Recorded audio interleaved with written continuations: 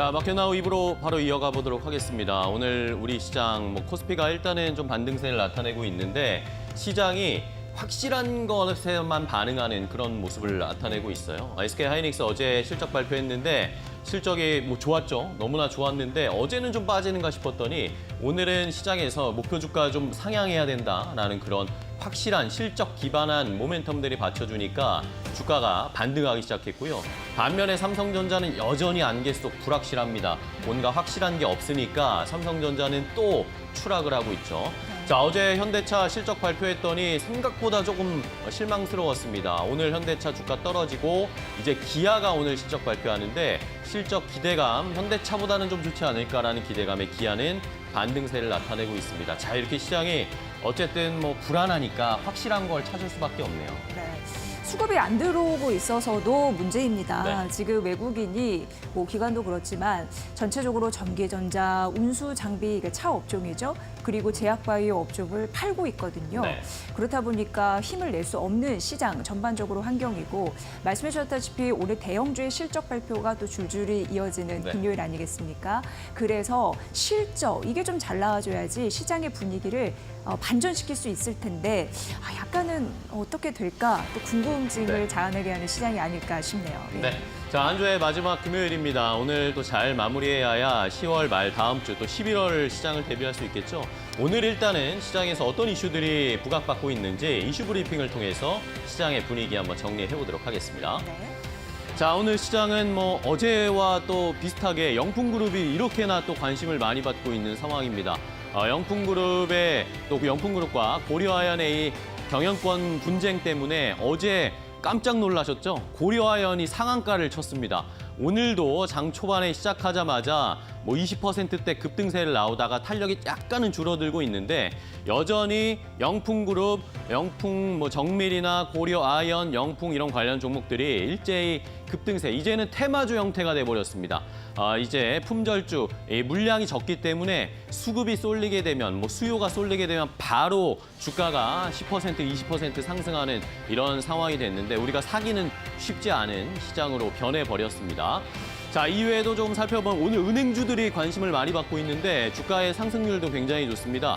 KB금융이 어제 실적 발표했고 주주환원책, 밸류업과 관련된 프로그램들을 발표했는데 평가가 굉장히 좋습니다. 이러면서 KB금융을 포함한 전반적인 금융주들이 좋은 흐름을 나타내고 있고요.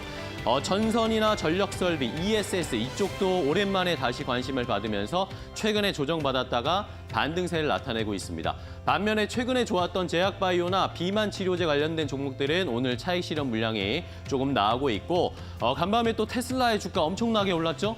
이러면서 2차 전지 관련 종목들도 오늘 다시 한번 부각을 받으면서 상승 탄력을 나타내고 있는 상황입니다. 자, 그렇다면 첫 번째 어떤 이슈를 더 자세하게 살펴볼지 첫 번째 이슈 함께 확인해 보겠습니다. 자, KB금융 아까 오늘 은행주들이 굉장히 좋다라고 말씀드렸는데 KB금융의 오늘 굉장히 좋은 어제 실적 발표 이후에 KB금융을 포함한 금융주들이 일제히 상승세를 나타내고 있습니다. 자, KB금융의 장중에 한때 10%대까지 급등세를 나타냈습니다. KB금융이 저도 깜짝 놀랐는데 오늘 시장에서 출발하자마자 한 6%, 7% 상승으로 출발했거든요. 그런데 10%대까지 찍고 지금은 상승 탄력은 약간 줄어들긴 했지만 여전히 굉장한 상승률을 보여주고 있습니다.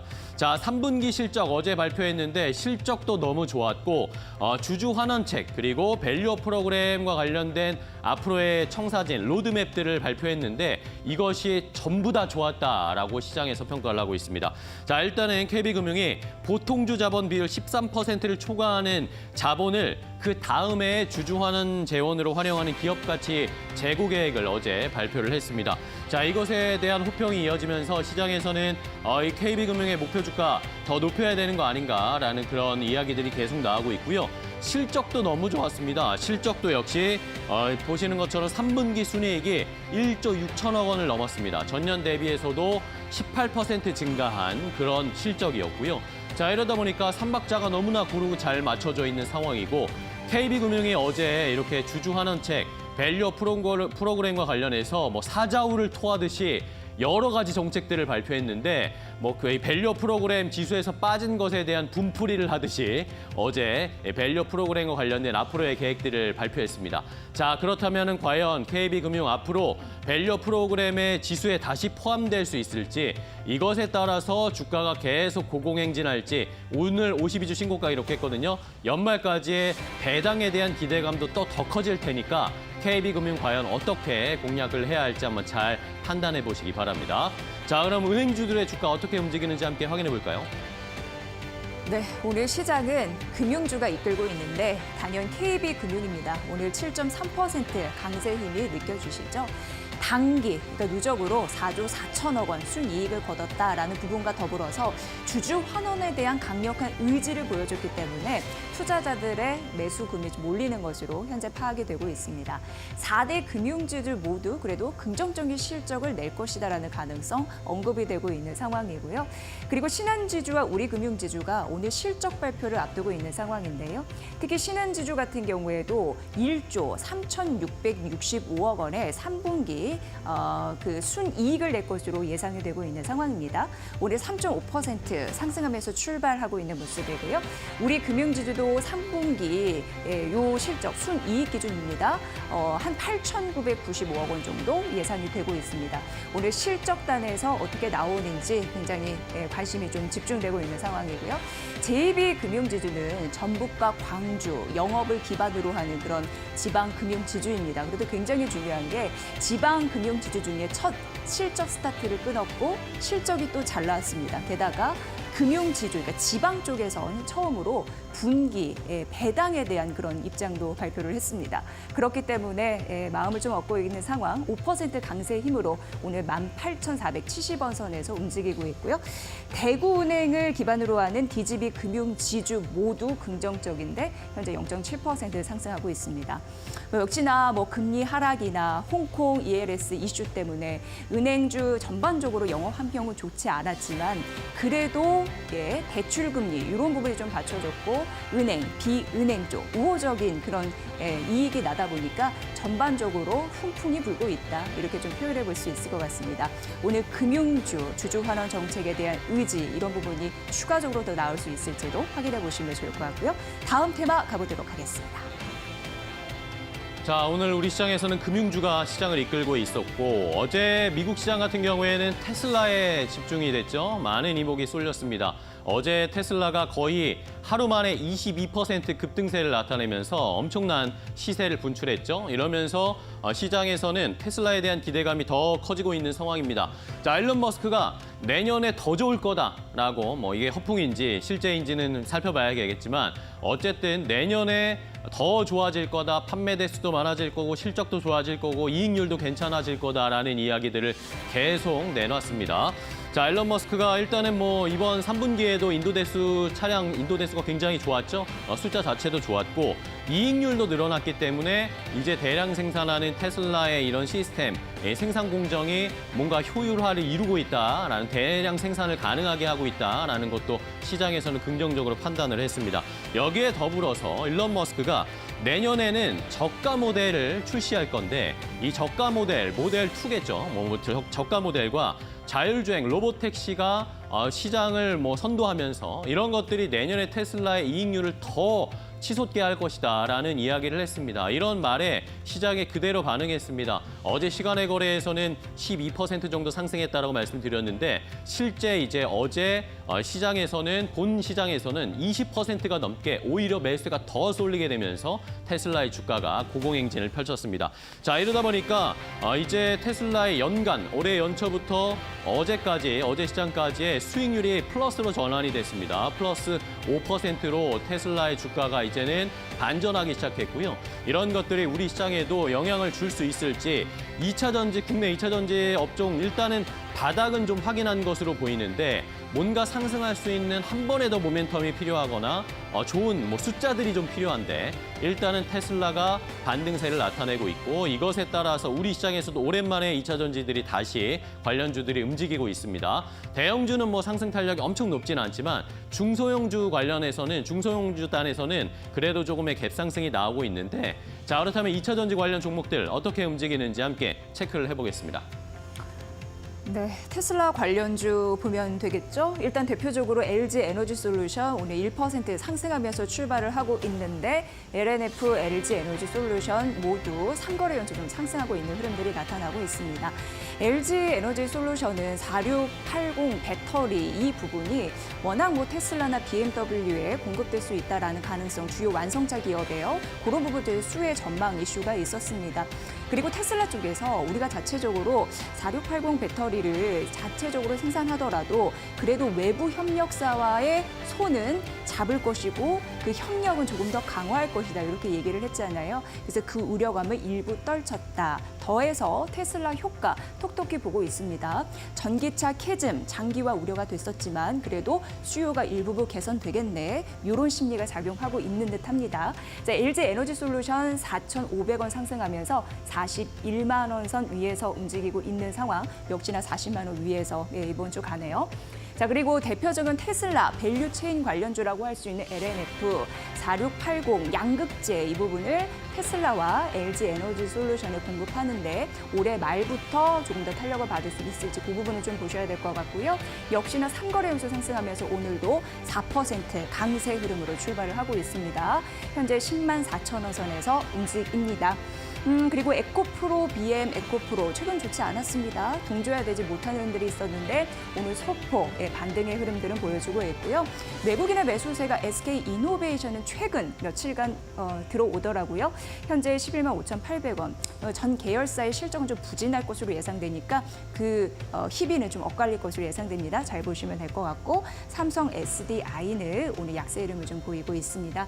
전반적으로 2차 전지 관련주도 오르고 있는데 그래도 상승폭은 시가 대비 약간 좀 줄이고 있다는 점 좀 말씀드리도록 하겠습니다. 마지막 테마 가보도록 하죠. 그러게요. 2차 전지가 조금은 약세로 전환되는 모습, 힘이 조금 빠지고 있습니다. 이제 마지막으로 살펴볼 건 어제 현대차 실적 발표 있었고요. 오늘은 기아 실적이 발표가 됩니다.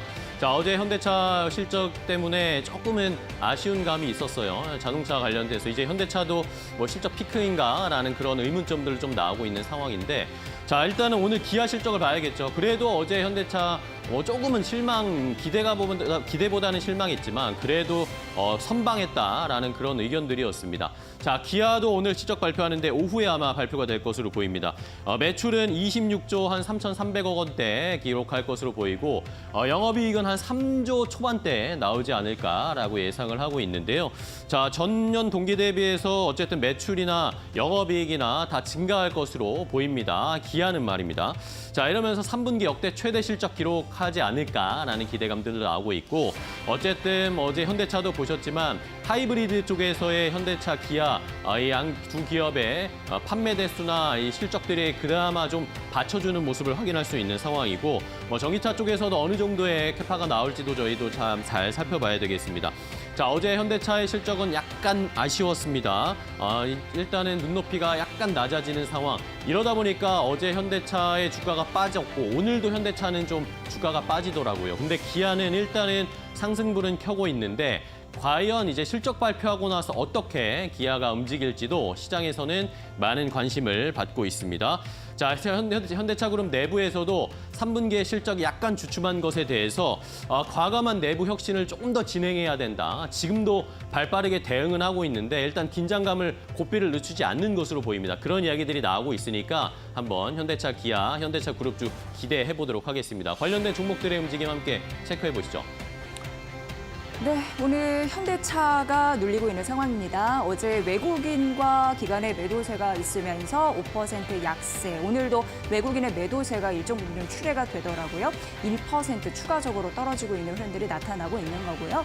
기아는 반대적으로 기관의 매수세가 5거래 연속 붙는 흐름들이 어제까지 나타나줬습니다. 오늘 실적 발표 앞두고 있는 거 아시죠? 예, 그런 부분 좀 보시면 좋을 것 같고 어쨌든 기아나 현대차 같은 경우나 매출 이런 부분도 중요하지만 사실 고부가 가치 예를 들어서 기아 같은 경우는 SUV 이런 판매 중요한데 그런 부분으로서 수익성 개선에 대한 발판을 이번에 마련했다라고 증명해 줄지 이게 또 관전 포인트가 아닐까 싶습니다. 그리고 덕양산업 오늘 13% 넘는 급등세 보여주고 있어요. 현대차 1차 부품 협력사다 이렇게 보시면 되고 덕양산업 같은 경우에는 그 화재 그런 부분에서도 관련주, 그러니까 화재 대책 방지 이런 쪽이겠죠. 함께 맞물려 있었습니다. KNS, DH 오토웨이, 인포테인먼트 이쪽으로 개발하는 그런 기업인데 함께 이제 자동차 관련주, 부품주이다 이렇게 보시면 될 것 같고 KNX가 오늘 조금 더 강하네요. 3.8% 상승하면서 출발이 되고 있습니다. 오늘 어쨌건 어제 현대차 실적 발표했고 기아 실적 발표하는데 10위는 좀 엇갈리고 있다. 이렇게 좀 보시면 될 것 같습니다.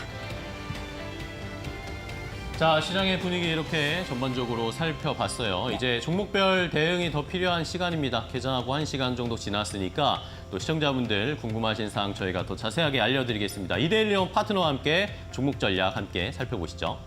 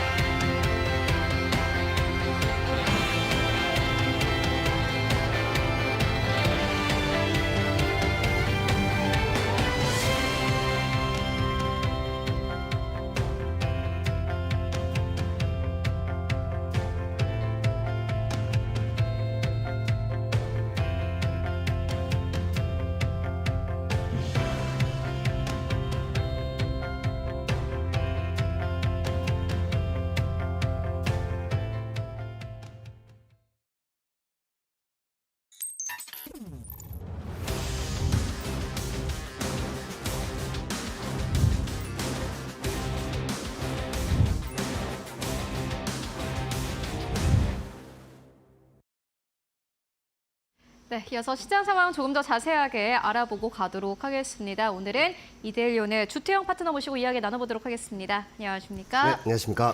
네, 간밤 증시는 약간의 혼조세로 거래를 마감을 했습니다만 오늘 우리 증시 좀 괜찮은 것 같습니다. 양 시장이 모두 다 상승 탄력을 받아가면서 출발을 했다가 이제 코스닥은 하락으로 전환이 되는데 그래도 오늘 좀 상승하는 네. 업종이 좀 많아서 그래도 시장이 좀 긍정적이지 않을까 하는 생각 듭니다. 일단 지수 어떻게 보셨어요? 자, 우리 지수 같은 경우에는 좀 반등이 나왔는데 선물 저항선은 지금 찍고 네. 빠지고 있는 그런 상황이고요. 자, 그리고 다우 지수를 우리가 보면서 다우 지수 차트가 올라야 우리도 같이 또 우리랑 같이 올라가는 그런 효과가 또 있기 때문에 그런 거를 한번 제가 또 보면서 알려드리도록 하겠습니다. 자, 다우 지수 차트를 제가 그래프를 한번 보시면서 한번 말씀을 드릴게요. 이 다우지수 그래프 같은 경우에 우리가 뭐를 신경을 써야 하냐면요. 제가 계속 나와서 말씀을 드린 그 차트를 한번 보면서 또 말씀을 드릴게요. 자, 이 차트 같은 경우에 우리가 조심을 해서 대응을 하자고 말씀을 드린 게 이 윗저항선입니다. 이 파란색 윗저항선을 찍고 나서 계속 조정이 나왔었죠. 자, 그래서 밑에 있는 이 지지선을 찍으면 안 된다고도 한번 말씀을 드렸는데 왜냐하면 이 지지선을 찍으면 헤드앤숄더 머리가 완성이 되기 때문입니다. 자, 헤드앤숄더는 제가 계속 나와서 테슬라도 한번 말씀을 드렸고요. 그리고 엔비디아도 말씀을 드리면서 이 헤드앤숄더 머리를 만들고 나서 오른쪽으로 좀 더 기게 될 경우에 이렇게 일봉들이 생겨서 기게 될 경우에 한 번 더 내려오게 되는 이런 헤드앤숄더 차트를 그리기 때문에 우리가 이거를 진짜 조심해서 잘 봐야 됩니다. 차라리 다우지수 같은 경우에는 더 내려왔다가 다시 상승 탄력을 받아서 올라가는 그림이 제일 좋고요. 지금 이 상황에서 헤드앤숄더 오른쪽 어깨 라인을 진행을 하면 상당히 좀 머리가 아파지는 그런 그림이라고 생각을 하시면 되겠습니다. 자, 나스닥 지수 차트도 한번 볼게요. 이 나스닥 지수 차트를 제가 계속 나오면서 말씀을 드릴 때 위에 있는 저항선을 신기하게 돌파를 계속 못하고 있습니다. 자, 요거는 이제 미국에 있는 헤지펀드들이 지금 계속 방어를 하고 있는 건데요. 이거는 개미들이 절대로 이 저항선을 방어를 못합니다. 자, 그러면 방어하는 이유가 있겠죠. 자, 그렇다면 그 저항선도 한번 살펴보게 되면 일봉상 고점 라인들을 그대로 연동을 하면 그 라인들을 찍을 때마다 이렇게 조정이 나오던 모습도 볼 수가 있습니다. 자, 미국에 있는 헤지펀드는 이렇게 위에 있는 저항선에서 그 현물을 밀면서 지수가 하락할수록 수익 나는 상품에 또 베팅을 하곤 하죠. 자, 이 저항선을 한 번 더 찍고 나서도 조정이 나왔었는데 계속 이 저항선들을 찍을 때마다 이렇게 조정이 나오면서 현재 구간은 단기 M자 구간을 또 만들고 있어요. 이 구간이 제일 무서운 게 M자를 만들게 되면 밑에 있는 17,000포인트까지 다시 열리게 되는 그런 그림이라서 우리가 이 차트를 보면서 이제 대비를 해야 될 것 같아요. 만약에 뚫고 올라가게 된다면 종목들도 같이 올라가는 그런 상황이 펼쳐지고요. 그 중심에는 엔비디아가 있습니다. 자, 조정이 나올 경우에 이렇게 M자형 차트를 그릴 경우에 이런 지수 관련주들 좀 조심해서 좀 대응할 수 있는 그런 대응 방법이 필요한 그런 시점입니다. 네, 나스닥 지수의 추이까지 함께 짚고 왔습니다. 일단은 뭐 다우존스 지수, 나스닥 지수 각각의 해석이 있는 것 같습니다. 이런 시장 상황들을 조금 더 앞으로도 자세히 살펴보도록 하겠고요.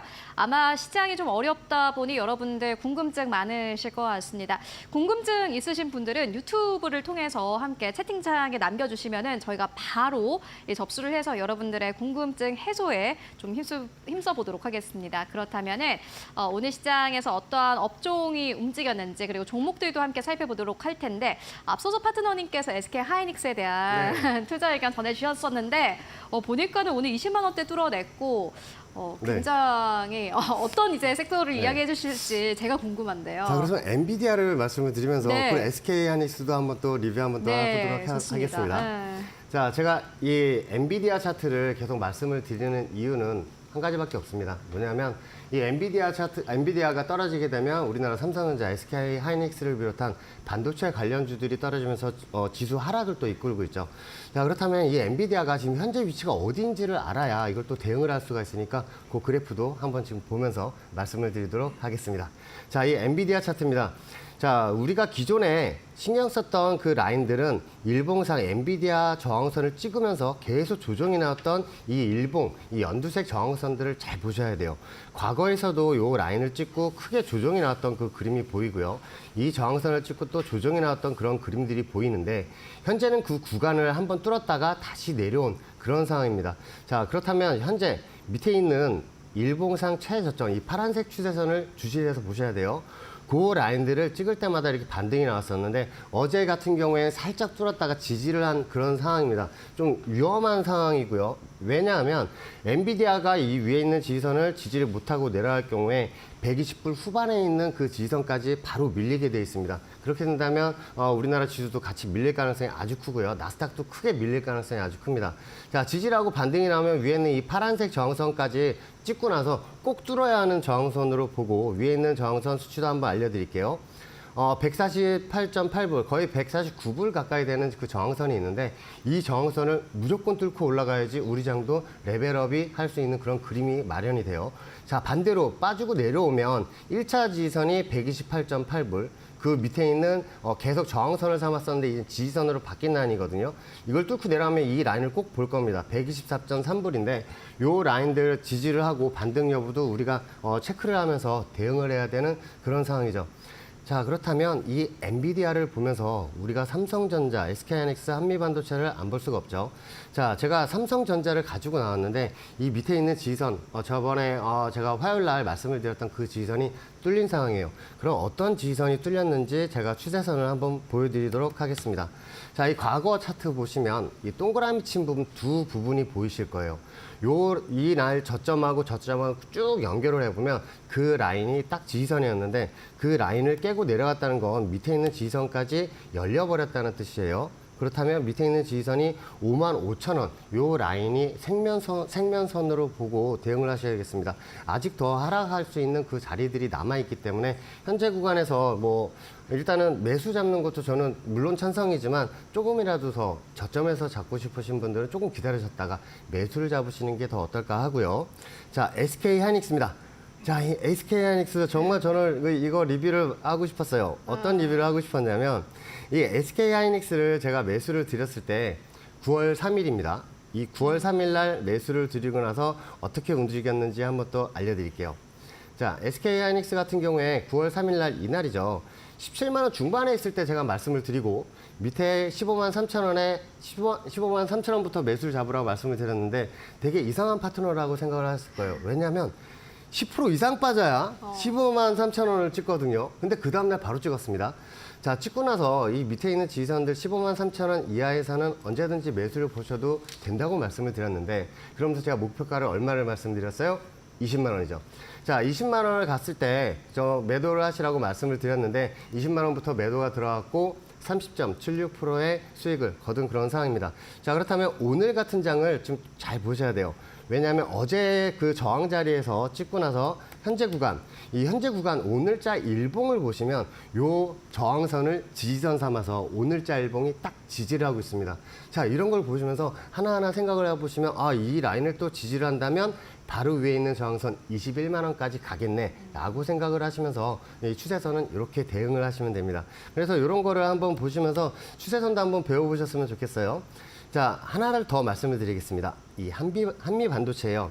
이 한미 반도체 같은 경우에 투자자분들이 많이 사랑을 하시고 또 이 종목을 매수를 많이 하신 그런 종목 중에 하나인데 현재 구간을 한번 알려드리겠습니다.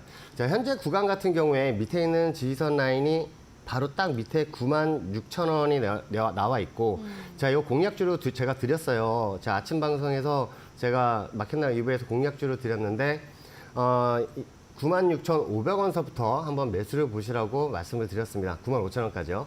자, 그렇다면 그 밑에 있는 지지선까지 찍고 나서 다시 어떤 그림으로 반등하느냐 이렇게 W자 반등이 나오면서 위에 있는 목표치도 제가 알려드리면서 여러분들 이렇게 수익 많이 보시라고 알려드렸던 그 종목인데 지지선이 오고 있으니까 조금만 기다리셨다가 지지선을 찍으면 96,500원서부터 95,000원까지는 한번 매수 보셨으면 좋겠습니다. 네, 한미 반도체까지 만나보고 왔습니다. 엔비디아가 좀 많이 올라줘야지 사실 그 밑에 단에 있는 기업들이 상승하면서 한국이 밸류업이 될 것이다라는 의견 듣고 왔고 그런데 좀 무서워요. 삼성전자가 네. 5만 5천 원대까지 내려간다는 거는 네. 약간 지금 시청자분들 입장에서는 네. 더 빠진다고라고 생각을 하실 수도 있을 것 같은데 네. 그래도 좀 희망을 걸어볼 만한 업종도 있는 게 테슬라가 아니겠습니까? 그렇죠. 이 그것도 테슬라를 보면서 궁금한데, 네. 우리가 잘 지켜봐야 하는 그 라인들이 있어요.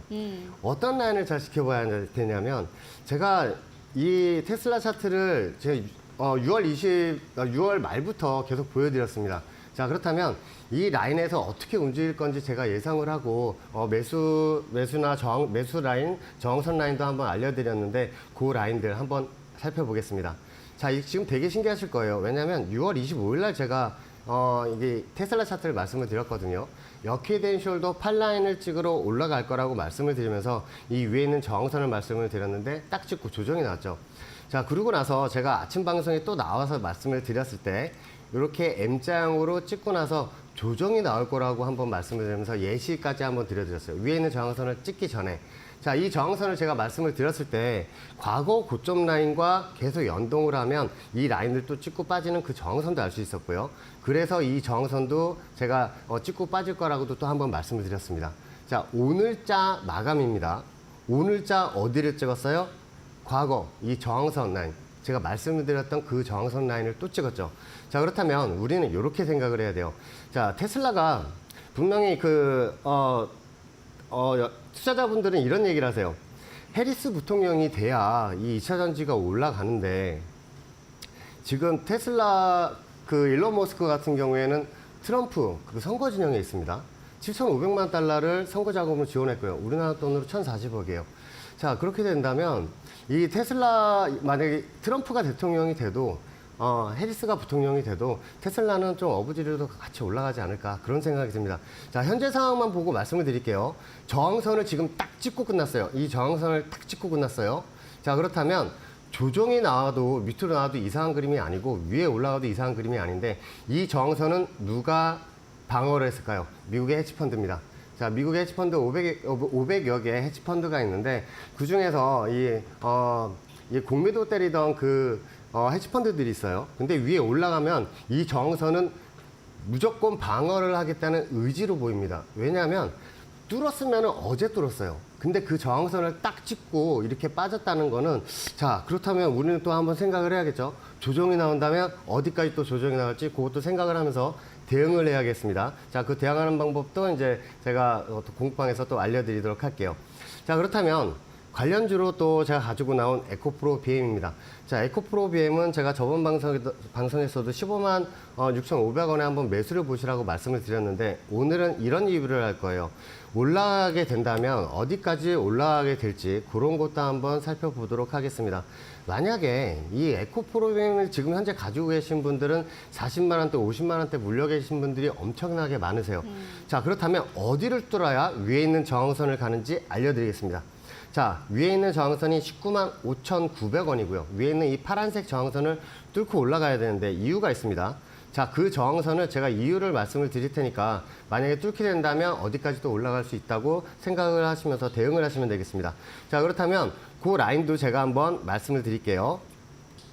자, 위에 있는 이 파란색 저항선을 뚫고 올라가게 될 경우 이 저항선이 어떤 저항선이냐면 과거에 이 고점 라인들 찍을 때마다 조정이 나왔던 그 라인들을 쭉 연결하면 그 파란색 저항선이 저항선으로 가장 큰 저항선으로 위치해 있고요.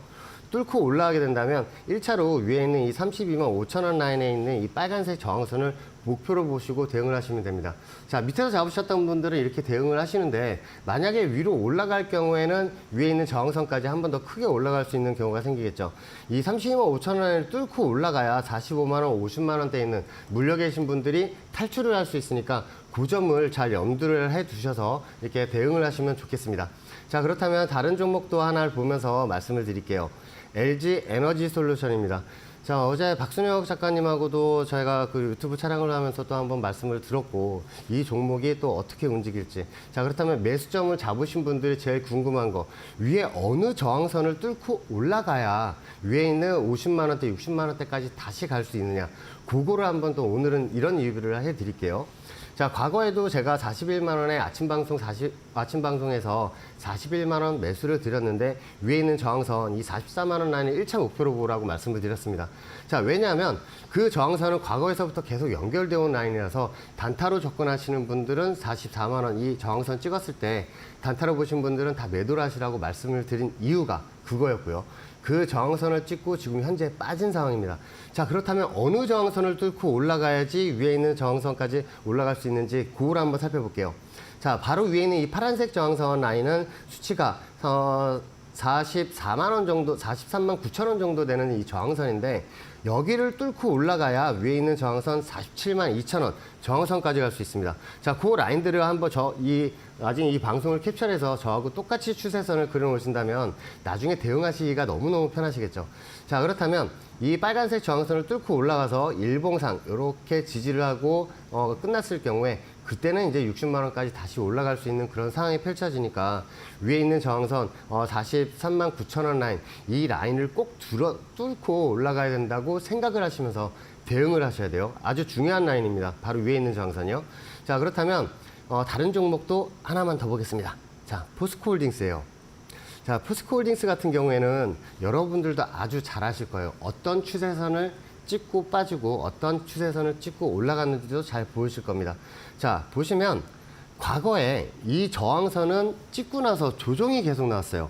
찍고 나서 조정이 나오다가 어디를 뚫고 나서 슈팅이 나왔어요? 이 파란색 저항선을 뚫고 나서 그때서부터 슈팅이 나왔습니다.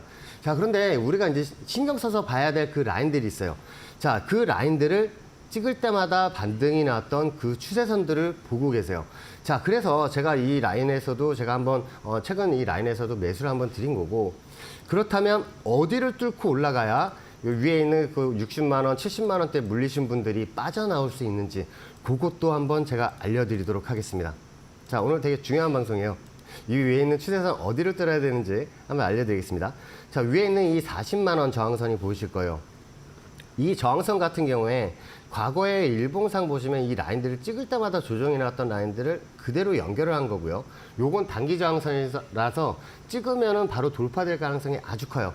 자, 그렇다면 위에 있는 저항선 라인이 정확히 수치를 한번 보여드릴게요. 수치가 54만 3천 원입니다. 자, 이 54만 3천 원 저항선도 똑같이 저하고 그려놓으시는데 과거에 이 라인을 저항선을 삼다가 이 저항선 위에서는 이런 식으로 지지선을 삼고 올라갔던 그 라인이에요.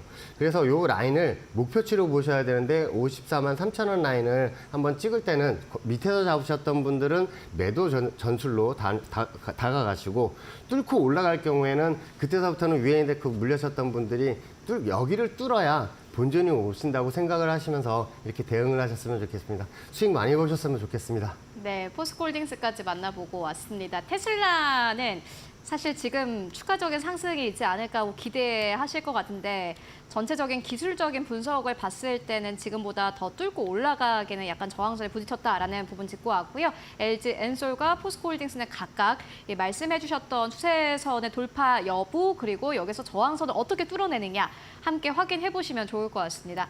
그렇다면은 네. 오늘은 또 어떠한 기업을 가지고 오셨을지 궁금한데. 자, 오늘 또 에코프로 머티를 가지고 나왔습니다. 네. 자, 2차전지를 제가 또 리뷰를 하면서 이 종목을 또 안 드릴 수가 있죠. 없죠. 자, 이 에코프로 머티 현재 상황이 어떤지도 제가 그래프로 보면서 한번 말씀을 드릴게요. 자, 이 종목 같은 경우에 우리가 주시를 봐야 되는 그 라인들이 있습니다. 어떤 라인이냐면 제가 그래프 제가 보면서 한번 말씀을 드릴게요. 자, 요거는 제가 풀 버전으로 확대를 해서 한번 말씀을 드리도록 하겠습니다. 자, 이제 과거를 보면 현재를 알 수 있죠. 과거 히스토리를 보면 현재 위에 있는 목표치도 볼 수가 있고 요거를 현재 지금 알려드리겠습니다. 과거 일봉상 고점 라인들을 찍을 때마다 조정이 나왔던 그 라인들이 있어요. 요 라인이 목표치고요. 요 라인이 목표치입니다. 자, 매수점은 밑에 있는 이 지지선 라인들을 지지를 하면서 계속 반등이 나왔던 그 추세 지지선들이 보이실 거예요. 요 라인을 그대로 연결하면 밑에 있는 매수점이 11만 1,000원입니다. 자, 매수점 11만 1,000원 잡으시고 그리고 매도점은 위에 있는 저항선 14만 5,000원을 잡으시면 되고요. 손절은 10만 1,000원을 잡고 대응을 하시면 됩니다. 이거를 지지를 하고 반등이 올라갈 경우에 위에 있는 바로 파란색 저항선이 있어요. 이 파란색 저항선이 14만 5,000원이고요. 그 위에 있는 이 파란색 저항선을 목표치로 들어오시면 되는데 1차 목표치 같은 경우에는 이런 식이에요. 일봉상 최고점 라인을 찍을 때마다 조정이 나왔던 그 라인 쭉 연결하면 그 라인을 또 찍고 빠졌죠. 자, 에코프로 머티를 지금 가지고 계신 분들도 요 저항선을 잘 보셔야 돼요. 지금 말씀드린 이 저항선을 찍고 또 빠질 수가 있으니까 전략을 내렸습니다. 바로 위에 있는 14만 5,000원을 찍었을 때 무조건 50%를 매도를 하고 대응을 할 겁니다. 요 점 참고하시면서 대응을 하셨으면 좋겠습니다. 네, 오늘 좀 주목을 해볼 만한 기업은 에코프로 머티에 대한 투자 의견 듣고 왔습니다. 기대가 되는데 매수가는 현재 구간인 것 같습니다. 11만 1,000원대 그리고 50%의 수익을 볼 수 있는 구간을 14만 5,000원대로 제시를 해주셨고요. 또 손절가 같은 경우는 10만 1,000원대에 대한 투자 의견 듣고 왔습니다. 앞으로 또 기대를 해보도록 하겠습니다. 지금까지 주태영 파트너와 함께 이야기 나눠봤습니다. 말씀 고맙습니다. 감사합니다.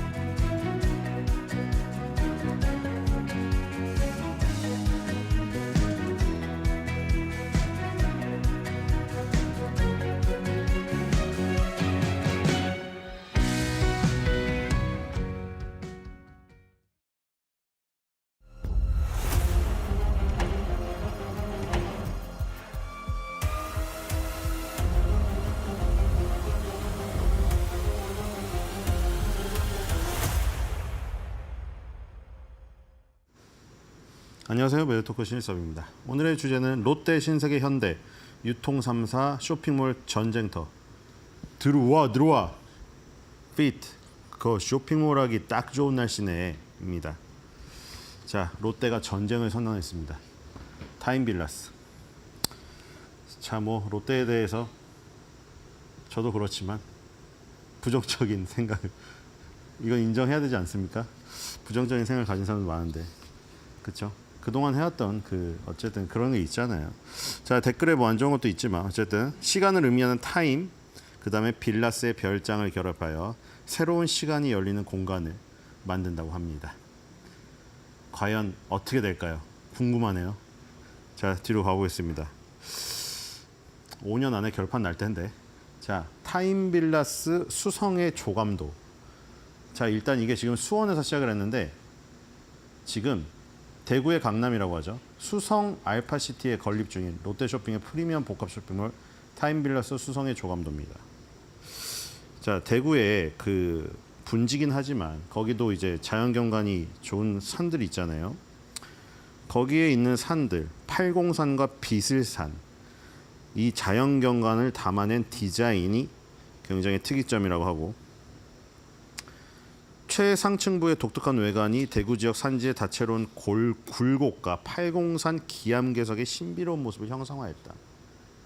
자, 지금 팔공산 많이 올라가시죠? 수능 얼마 안 남아갖고 팔공산에서 기도 드리시잖아요. 그렇죠? 어머니 아버님들이 무릎이 닳도록 얼마나 아들 딸들이 원하는 학교에 갔으면 좋겠으면 하는 바람입니까? 그런데 하필이면 아파트가 나타나서 지금 큰일 났습니다. 지금 수험생들 진짜 큰일. 유튜브 일단 삭제를 하세요. 진짜 큰일 납니다. 수능 볼 때 아파트 리듬 떠올라요. 이거 100%예요. 큰일 났어요 지금. 하여튼 팔공산 기도가 받아들여지길 바라고. 그 팔공산의 기암 괴석의 신비로운 모습을 형상화했다.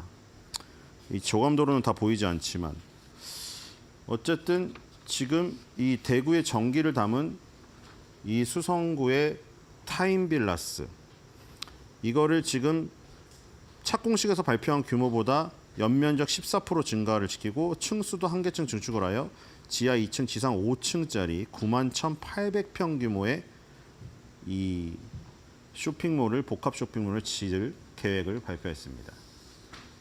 자, 뒤로 가보겠습니다. 자, 이게 위에서 내려다본 본 조감도고요. 아까 저런 뭐 상층부의 디자인이라던가 이런 이벤트 공간의 어떤 디자인, 이런 것들이 다 뭐 비술산의 참꽃 동산이라던가 그 팔공산의 어떤 산기슭, 이런 것들을 다 형성한 이미지라고 합니다. 어마어마하네요. 자, 대구도 발전을 좀 해야겠죠. 자, 타임빌라스 수성의 조감도입니다. 자, 이전에 이제 수원을 바꿨죠. 수원 아시다시피 수원은 애경 수원역 근처로 해서 애경 AK 플라자가 있고요. 그리고 스타필드 수원이 있습니다. 자, 여기서 이제 수원 롯데백화점을 70%를 리뉴얼해가지고 타임빌라스 수원으로 바꿨습니다. 자, 과연 어떻게 될까요? 자, 근데 왜 지금 이 롯데백화점이 이런 일을 벌이느냐? 이 롯데백화점 본점이 계속 잘 됐다면 이런 일을 벌이지 않았을까요? 자, 일단 지금 신세계 강남이 7년 연속 매출 1위입니다. 신세계 강남점이 올해 상반기에도 1조 6,593억 원으로 1위를 달리고 있고요. 작년까지 7년 연속이었어요. 이번 연도까지 1위면 8년 연속. 거의 뭐 확실하죠. 지금 신세계 강남을 이길 수 있는 백화점은 어디에도 없습니다. 일단 지금 국내 백화점 최초로 3조 원을 돌파한 것도 신세계 백화점 강남이 먼저였고요.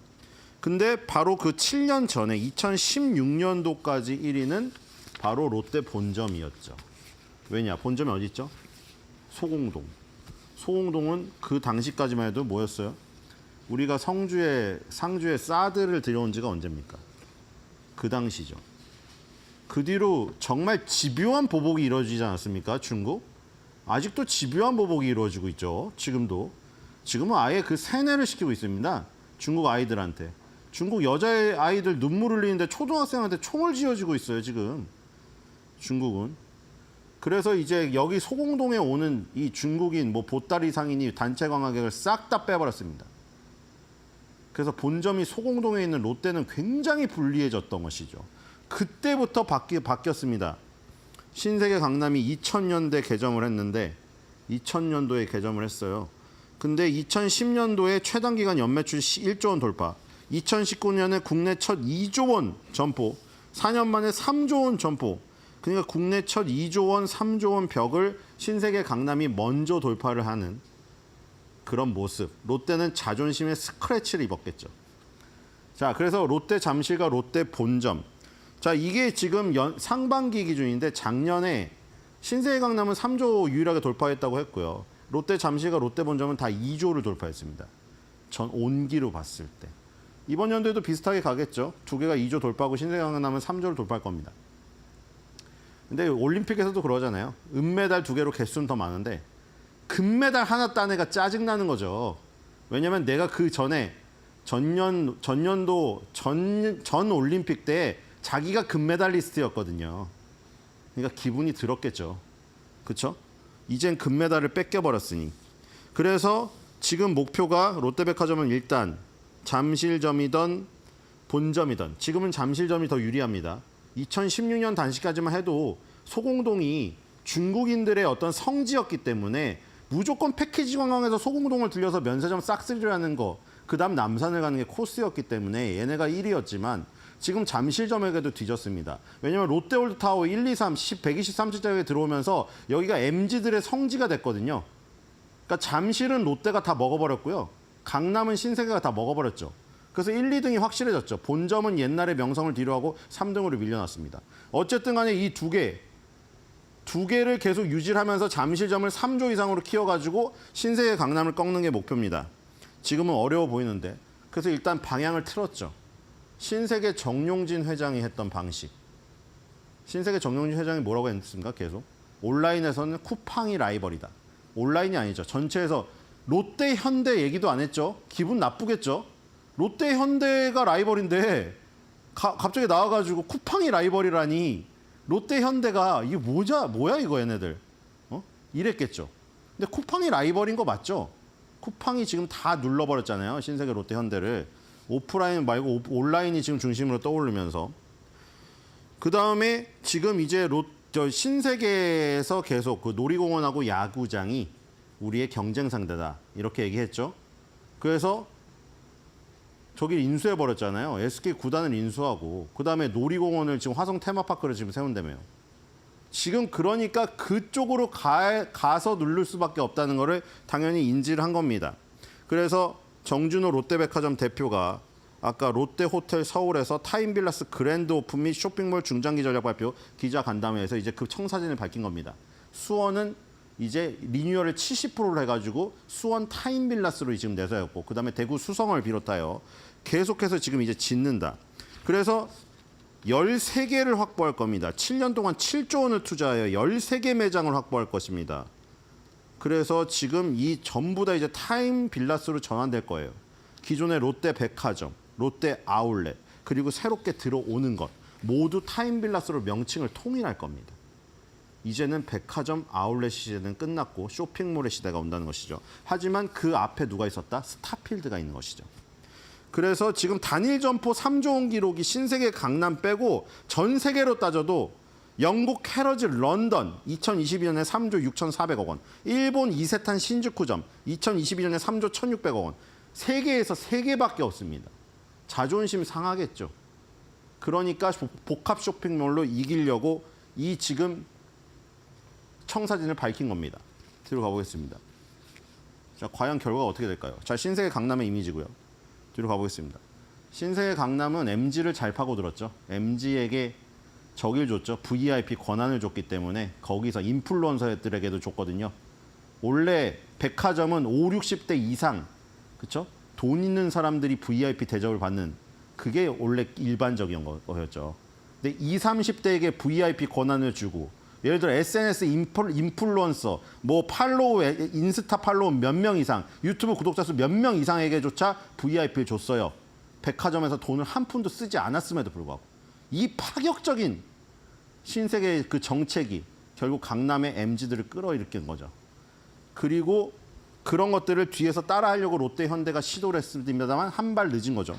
자, 그래서 정준호 롯데백화점 대표 사장이 롯데 그 호텔에서 이제 밝혔는데 중요한 거는 이분의 이력입니다. 자, 이분은 신세계맨이에요. 이분이 신세계맨인데 지금 여기 오신 것이 지금 얼마 되지가 않았거든요. 그래서 지금 그 롯데가 굉장히 적이죠.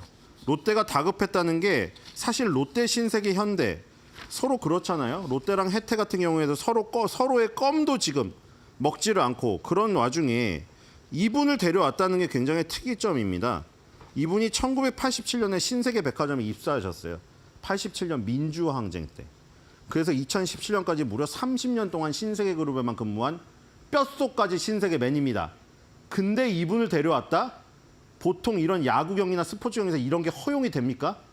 평생 해태맨인 사람을 롯데 감독이 안 찍는 건 똑같은 거예요, 지금. 말이 안 되는 얘기죠, 이거. 근데 롯데가 그럴 수밖에 없었던 이유, 아까 설명드렸죠.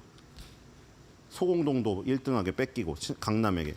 그래서 지금 신세계 뺏기고 이러니까 이분을 데려왔는데 롯데 쇼핑이 외부 인사 수장으로 영입한 거는 창사 이래 42년 만에 처음이었습니다. 경쟁사, 그것도 신세계 롯데랑 경쟁하는 가장 뜨거운 유통 공간에서 이분을 데려왔다는 것이죠. 근데 우리도 느끼겠지만 어느 분야에서 느낄 거예요. 자기가 오랫동안 뼈를 묻었었지만 결국 이동을 해서 그 수장이 됐으면 그 역할을 충실히 해야 되는 거예요. 그렇죠? 그러니까 이분이 이제 롯데맨으로 변신을 하자 바로 신세계를 칩니다. 자, 완전 느와르 영화죠. 자, 뭐라고 했을까요? 완전 도발을 했죠. 뭐라고 했냐면은, 자, 이분이 여기서 밝혔는데 타임빌라스에 대한 내용만 밝힌 게 아니고 일단 깠습니다. 아까 화성국제 테마파크. 정용진 회장이 그렇게 우리 백화점의 미래는 경쟁 상대는 더 이상 백화점이 아니다. 그때부터 사실 기분이 나쁠 뻔했죠. 백화점의 경쟁 상대가 롯데 현대라고 말을 해야 되는데 롯데 현대는 언급조차 안 해버려요. 완전 깡그리 무시한 거죠, 사실. 무시하려고 하는 건 아니겠지만 롯데 현대는 입에도 안 닿고 우리의 경쟁 상대는 야구장 테마파크라고 계속했어요. 그래서 그걸 실현하려고 몇 년 동안 하다가 드디어 화성의 국제 테마파크를 세운다고 하잖아요. 지금 놀이공원을 그거를 깠습니다. 2030년쯤에 경쟁사가 30년 동안 이분이 신세계 뼈에까지 신세계 매니세요. 근데 그게 더 아이러니한 거죠. 2030년쯤에 경쟁사가 화성의 대규모 프로젝트를 한다는 계획을 발표했는데 우리 사업에서는 재무적 역량이란 게 중요하다. 그러니까 자기가 신세계에 30년 못 담아서 다 안다는 얘기죠. 근데 과연 100만 평 정도 되는 규모를 과연 개발할 수 있겠느냐는 의문이 듭니다. 이 기자들 불러놓고 그 얘기를 여기서 한 거예요. 자기 타임빌라스 청사진 밝히는데 갑자기 느닷없이 신세계 화성 국제 테마파크를 끌어들여갖고 깐 거예요. 그리고 또 뭐를 했느냐. 자, 스타필드랑 타임빌라스를 들어가자마자 스타필드랑 차이가 날 것이다. 그리고 스타필드 수원이 있죠. 그게 지금 70%를 리뉴얼해서 갈아가지고 그 안에 뭐 고든 램지 스트리트버거 넣고 막 비싼 거 다 넣은 거거든요. 그래서 우리는 1인당 구매가가 12만 원이다. 근데 스타필드 수원은 거기서 붙는 거잖아요. AK 플라자는 취급 안 하는 거예요. AK 플라자는 빼고 스타필드 수원의 1인당 구매가가 5만 원이다. 우린 비싸다 이거죠. 그리고 또 이런 거 뭐였는지 아세요? 자, 우리가 그래서 70% 리뉴얼을 하면서 230개 브랜드를 폐점시켰더니 그 가운데 상당수가 어디로 갔다? 스타필드 수원으로 갔다. 그러면서 이런 얘기합니다. 참 다행스러운 일이고 위하는 말을 하는 거죠. 근데 저희는 훨씬 더 업그레이드 하려고 노력했다 하고 바로 구매 단가 이야기를 붙인 거예요. 이거 약간 이게 뭔지 아시죠? 그 친구들끼리도 이런 거 있지 않나요? 얘가 나를 위해서 뭔가 말을 해주는 애 같은데 괜히 기분이 나빠. 집에 가서 생각해 보면, 그렇죠? 괜히 기분이 나빠요. 집에 가서 생각해 보면은. 이 얘기만 들으면은 그냥 저기 겉으로만 해석하면은 아, 브랜드들이 폐점했는데 이 중소 브랜드들이 우리가 브랜드들이 백화점에서 나가면 할 일 없고 어떻게 해. 이 중소 상인들 이렇게 하는 것 같지만 실제로는 뭐예요, 그게? 실제로 이게 무슨 얘기예요? 우리가 쫓아낸 애들이 신세계 저기 수원으로 갔대. 스타필드로. 우리보다 낮은 데로. 이 얘기 이렇게 한 거죠. 그랬더니 바로 이제 열받았죠. 이거 아니 타임빌라스 청사진을 밝히는 자리에서 왜 갑자기 우리를 소환해? 이렇게 된 거죠. 그랬더니 김민규 신세계그룹 경영전략실 경영지원 총괄 부사장이 반박을 했습니다. 롯데백화점이 대규모 글로벌 합작개발 사업을 한 경험이 없어서 그런 말을 한 것 같다. 신세계 재무 상황을 걱정할 만큼 시장에서 롯데를 여유롭게 보지는 않을 것 같다. 그러니까 니네 걱정이나 하라 이거죠. 그리고 이게 제일 웃겨요. 스타필드 수원의 객단가가 12만 5천 원이다. 이게 진짜 12만 5천 원이겠어요, 이게? 그냥 5천 원 더 얹은 거죠, 지금.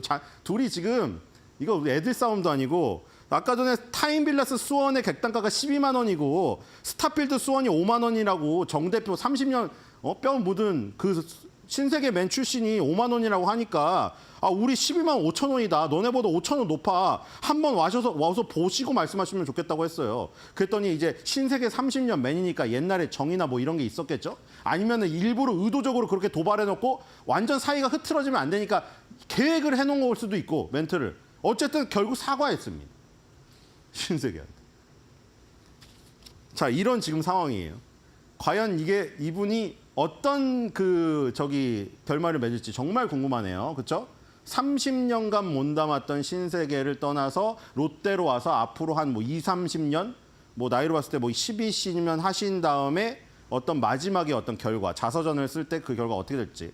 자, 고든 램지 과연 흑백 요리사 2에 출연할까요, 말까요? 궁금하네요. 자, 고든 램지 스트리트 버거가 지금 입점을 했고요. 그러니까 일반 백화점에서는 입점하지 않는 이런 브랜드들을 다 들여와가지고 지금 이마트도 다 바뀌고 있죠. 이마트도 하도 장사가 안 돼가지고 다 뜯어 고쳐가지고 스타필드 이름 붙이고 있어요. 스타필드 마켓이라고. 그렇죠? 거기다가 안에다가 막 비싼 거 다 집어넣고 MZ들이 좋아하는 막 파워업 스토어 막 하고 난리 치는 거예요. 자, 이렇게 하고 있다. 뒤로 가보겠습니다. 자, 화성 국제 테마파크입니다. 자, 이거 가지고 지금 롯데가 태클을 거는 건데 모르겠어요. 자, 뒤로 가보겠습니다. 자, 화성 국제 테마파크 IP 유치해서 지금 파라마운트 테마파크 엔터테인먼트 여기랑 지금 협약을 했습니다. 파라마운트 테마파크는 최초죠. 그래서 여기 스펀지밥 같은 애들이 나옵니다. IP를 데려왔기 때문에. 과연 레고랜드를 넘어설 수 있을지. 네, 레고랜드, 그렇죠? 좀 그렇죠, 레고랜드.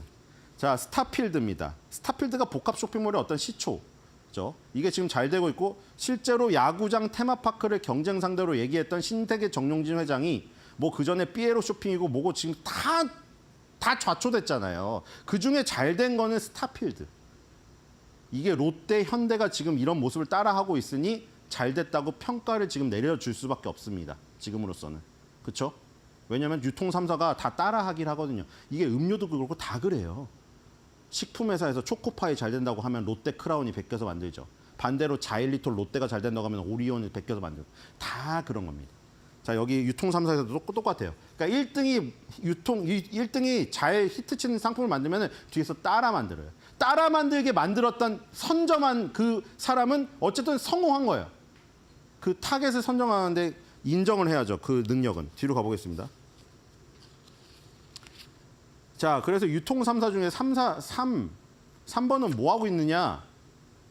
그렇죠? 현대는 뭐 하고 있을까요? 자, 현대가 가만히 있을 리가 없죠. 자, 정지영 대표. 더 현대 경쟁자는 테마파크. 이거 어디서 많이 들어본 말을 또 신세계 정용진 회장이 처음에 했던 말 아닙니까? 몇 년 전에. 우리의 경쟁 상대는 테마파크라고. 자, 정지영 현대백화점 대표 사장 23일 날 며칠 전이죠. 강남구 소재 섬유센터에서 글로벌 패션 포럼의 강연자로 나섰습니다. 자, 더 현대 서울 프로젝트를 처음 할 때 내부적으로 반대가 7, 찬성이 3이었다. 자, 더 현대 서울이 또 백화점의 어떤 저기를 고정관념을 깼죠. 원래 백화점이 잘 되려면 어떻게 해야 됩니까? 빼곡하게 휴식 시간 없이 매장을 꼿꼿이 박아가지고 수수료를 다 받아 먹어야 돼요. 근데 더 현대 서울의 절반 이상은 뭡니까? 다 휴게 공간, 폭포, 막 휴게실 이런 거. 옛날에 백화점에서 이렇게 했으면은 진행도 안 됐고요. 미친 뭐라고 소리 들었을 거예요. 근데 지금은 이게 대세거든요. 그리고 더 현대도 준비합니다. 커넥트 현대. 이게 커넥트 현대 부산입니다. 이것도 마찬가지예요. 아까 전에 롯데가 수원 롯데백화점을 리뉴얼을 70%에서 바꾼 거죠. 이것도 부산이 너무 낙후돼서 그걸 싹 리뉴얼해가지고 커넥트 현대로 바꾼 겁니다. 이제 현대는 어떻게 나가는 거냐면은 더 현대 그리고 현대백화점 압구정점 같은 거 커넥트 현대 아울렛 이 4개로 나갈 거예요. 그러니까 지금 롯데의 타임빌라스 신세계 스타필드에 해당되는 게 현대에서는 더 커넥트입니다. 자, 다 따라하고 있죠. 다 쇼핑몰의 시대로 가는 거고 커넥트 현대 부산은 70점이라고 표현을 했고요. 비빔밥 같은 백화점이 필요하다. 그래서 70점짜리를 100점으로 만들기 위한 두 번째 타자로 청주를 준비하고 있습니다. 내년 5월에 커넥트 현대 2호점 청주 가경도 고속버스터널 부지에 들어설 겁니다. 자, 유통 3사의 쇼핑몰 전쟁은 이제 막 시작됐다. 오늘의 한 줄 매도평입니다. 백화점 3사 쇼핑몰로 살려는 드릴게.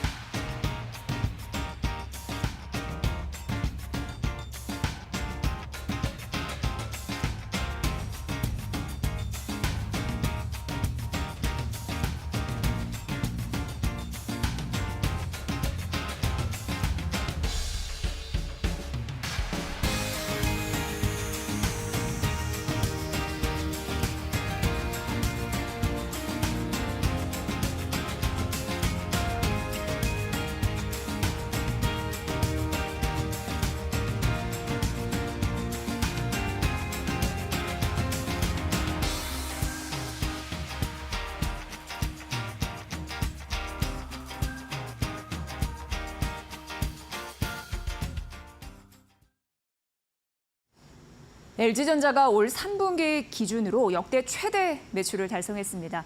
이번 실적은요, 가전사업 성과가 컸습니다. 전체 수익의 70%를 차지했거든요. 이 가전 구독 사업의 빠른 성장이 매출 확대를 이끌었습니다. LG전자는 2년 전에 대형 가전 구독 사업을 시작을 했죠. 뭐 정수기, 공기청정기 같은 이 소형 가전뿐만 아니라 뭐 TV, 냉장고, 에어컨, 스타일러, 또 서빙 로봇까지 대부분 가전 상품으로 품목을 확장하고 있습니다. 올해 가전 구독 사업 누적 매출액이 1조 3천억 원에 달합니다. 가전도 이제 구독하는 시대라는 LG전자 전략이 맞아떨어진 거죠. 글로벌 구독 경제 시장은 내년 약 2천조에 달할 전망입니다. 이 가전 구독 사업 성장에 힘입어서 LG전자가 2030년 매출을 100조 원 달성하겠다 이렇게 목표로 잡았더라고요. 말레이시아를 시작으로 대만, 태국, 인도 등 해외 구독 사업을 확대할 예정이고요. B2B라고 해서 왜 기업 간 거래 있잖아요. 그 사업과 로봇 사업 등 신사업을 통해서 지속 성장을 이뤄낸다는 계획입니다. LG전자는 또 10대 그룹 중에 처음으로 밸류업 프로그램도 제시했는데 밸류업 모범생이기도 합니다. 올해부터 3년간 단기 순이익의 한 25% 그 정도를 주주 환원에 쓰겠다고 약속했습니다. 기업은 변해야 삽니다. 이제의 뷰였습니다.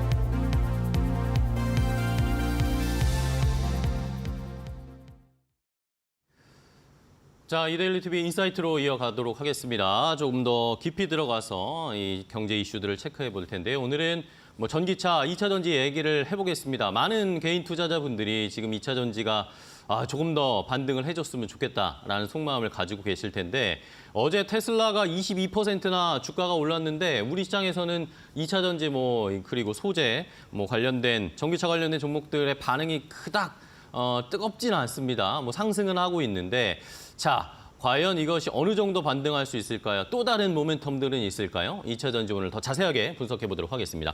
자, 오늘은 윤석천 경제평론가와 함께하겠습니다. 안녕하세요. 반갑습니다. 네, 안녕하십니까. 네, 반갑습니다. 지난주에 이어서 오늘도 금요일에 이야기를 나눌 텐데 네네. 제가 농담 삼아 방송 시작하기 전에 2차 전지 좀 잘 올라야 될 텐데 라고 말씀드렸는데 이렇게 너털 웃음을 지으셨습니다. 자, 여러 가지 그래도 2차 전지가 네. 8월, 9월에 조금 반등을 했어요. 그죠? 네네네. 그러면서 제 느낌에는 바닥은 좀 잡은 것 같다, 이제. 이제 다른 모멘텀들이 있어야 되는데 그래도 최근에 좀 좋은 이야기들이 여러 나오더라고요. 지금 2차 전지 쪽으로는 사실은 테슬라가 많이 올랐잖아요. 네네. 그럼 국내 시장에서 반응을 해야 되는데 사실 이제 미국 대선의 영향이 좀 큰 것 같아요. 아무래도 트럼프 트레이드에 완전히 반대된다고 그런가요? 생각을 하니까 저는 사실 그렇게 개인적으로 생각하지 않지만 그러세요? 일반적인 대중들 그다음에 주류 언론들까지 대부분 다 그렇게 생각을 하니까 사실 그 때문에 못 그쵸. 가는 거 아닌가라는 생각을 강하게 하고 있고요. 네. 이런 현상이 사실은 얼마나 가겠습니까? 근데 미국 대선도 이제 얼마 안 끝나면 지났고요. 네. 대선 끝나면은 이제 반응을 좀 시작할 거라고 저는 믿습니다. 좋습니다. 자, 일단은 그 시장의 심리를 저희가 거스르면서 이겨내기는 쉽지 않으니까 네네. 트럼프가 당선될 가능성 높다니까 일단 2차 전지 잠시 쉬고 있는데 그래도 최근에 기사를 좀 보니까 골드만삭스에서 네. 2026년 네. 한 1년 반, 2년 정도 후에는 네. 전기차 시대가 올 거다. 네. 2차 전지나 이런 쪽 전기차 잘 봐야 된다. 그런 코멘트가 있었더라고요. 이게 골드만삭스 리서치에서 10월 7일 날 발표를 한 거죠. 네네. 그걸 갖다 이제 골드만삭스에서 사실은 인터뷰를 했습니다. 그 보고서를 쓴 연구원들하고 그 이제 연구원들이 주장한 내용들을 갖다가 인터뷰를 한 건데요. 네네. 그걸 갖다가 오늘은 제가 좀 간추려서 아니면 그 속에 숨은 이면에 숨은 그러니까요. 의미는 무언가 이걸 갖다가 좀 한번 얘기를 해보려고 합니다. 좋습니다. 예. 자, 어쨌든 그 연구원들이 골드만삭스의 연구원들이 캐즘이 이제 끝날 거다. 네. 캐즘이 이제 거의 막바지에 다다랐다. 네네. 이런 식의 말들이 있었는데 네. 정말 끝나고 있는 걸까요? 이제 골드만삭스의 연구원들은 그 두 가지의 어떤 근거를 대고 있어요. 예. 하나는 이제 배터리 가격이 계속해서 하락할 것이라고 이 사람들은 주장을 하고 있는 겁니다. 사실 뭐 전기차에서 배터리 부분이 차지하는 포지션이 한 40% 정도 그쵸, 되니까 예. 그 가격이 내려가면은 당연히 뭐 전기차 가격도 내려가겠죠. 다운되고.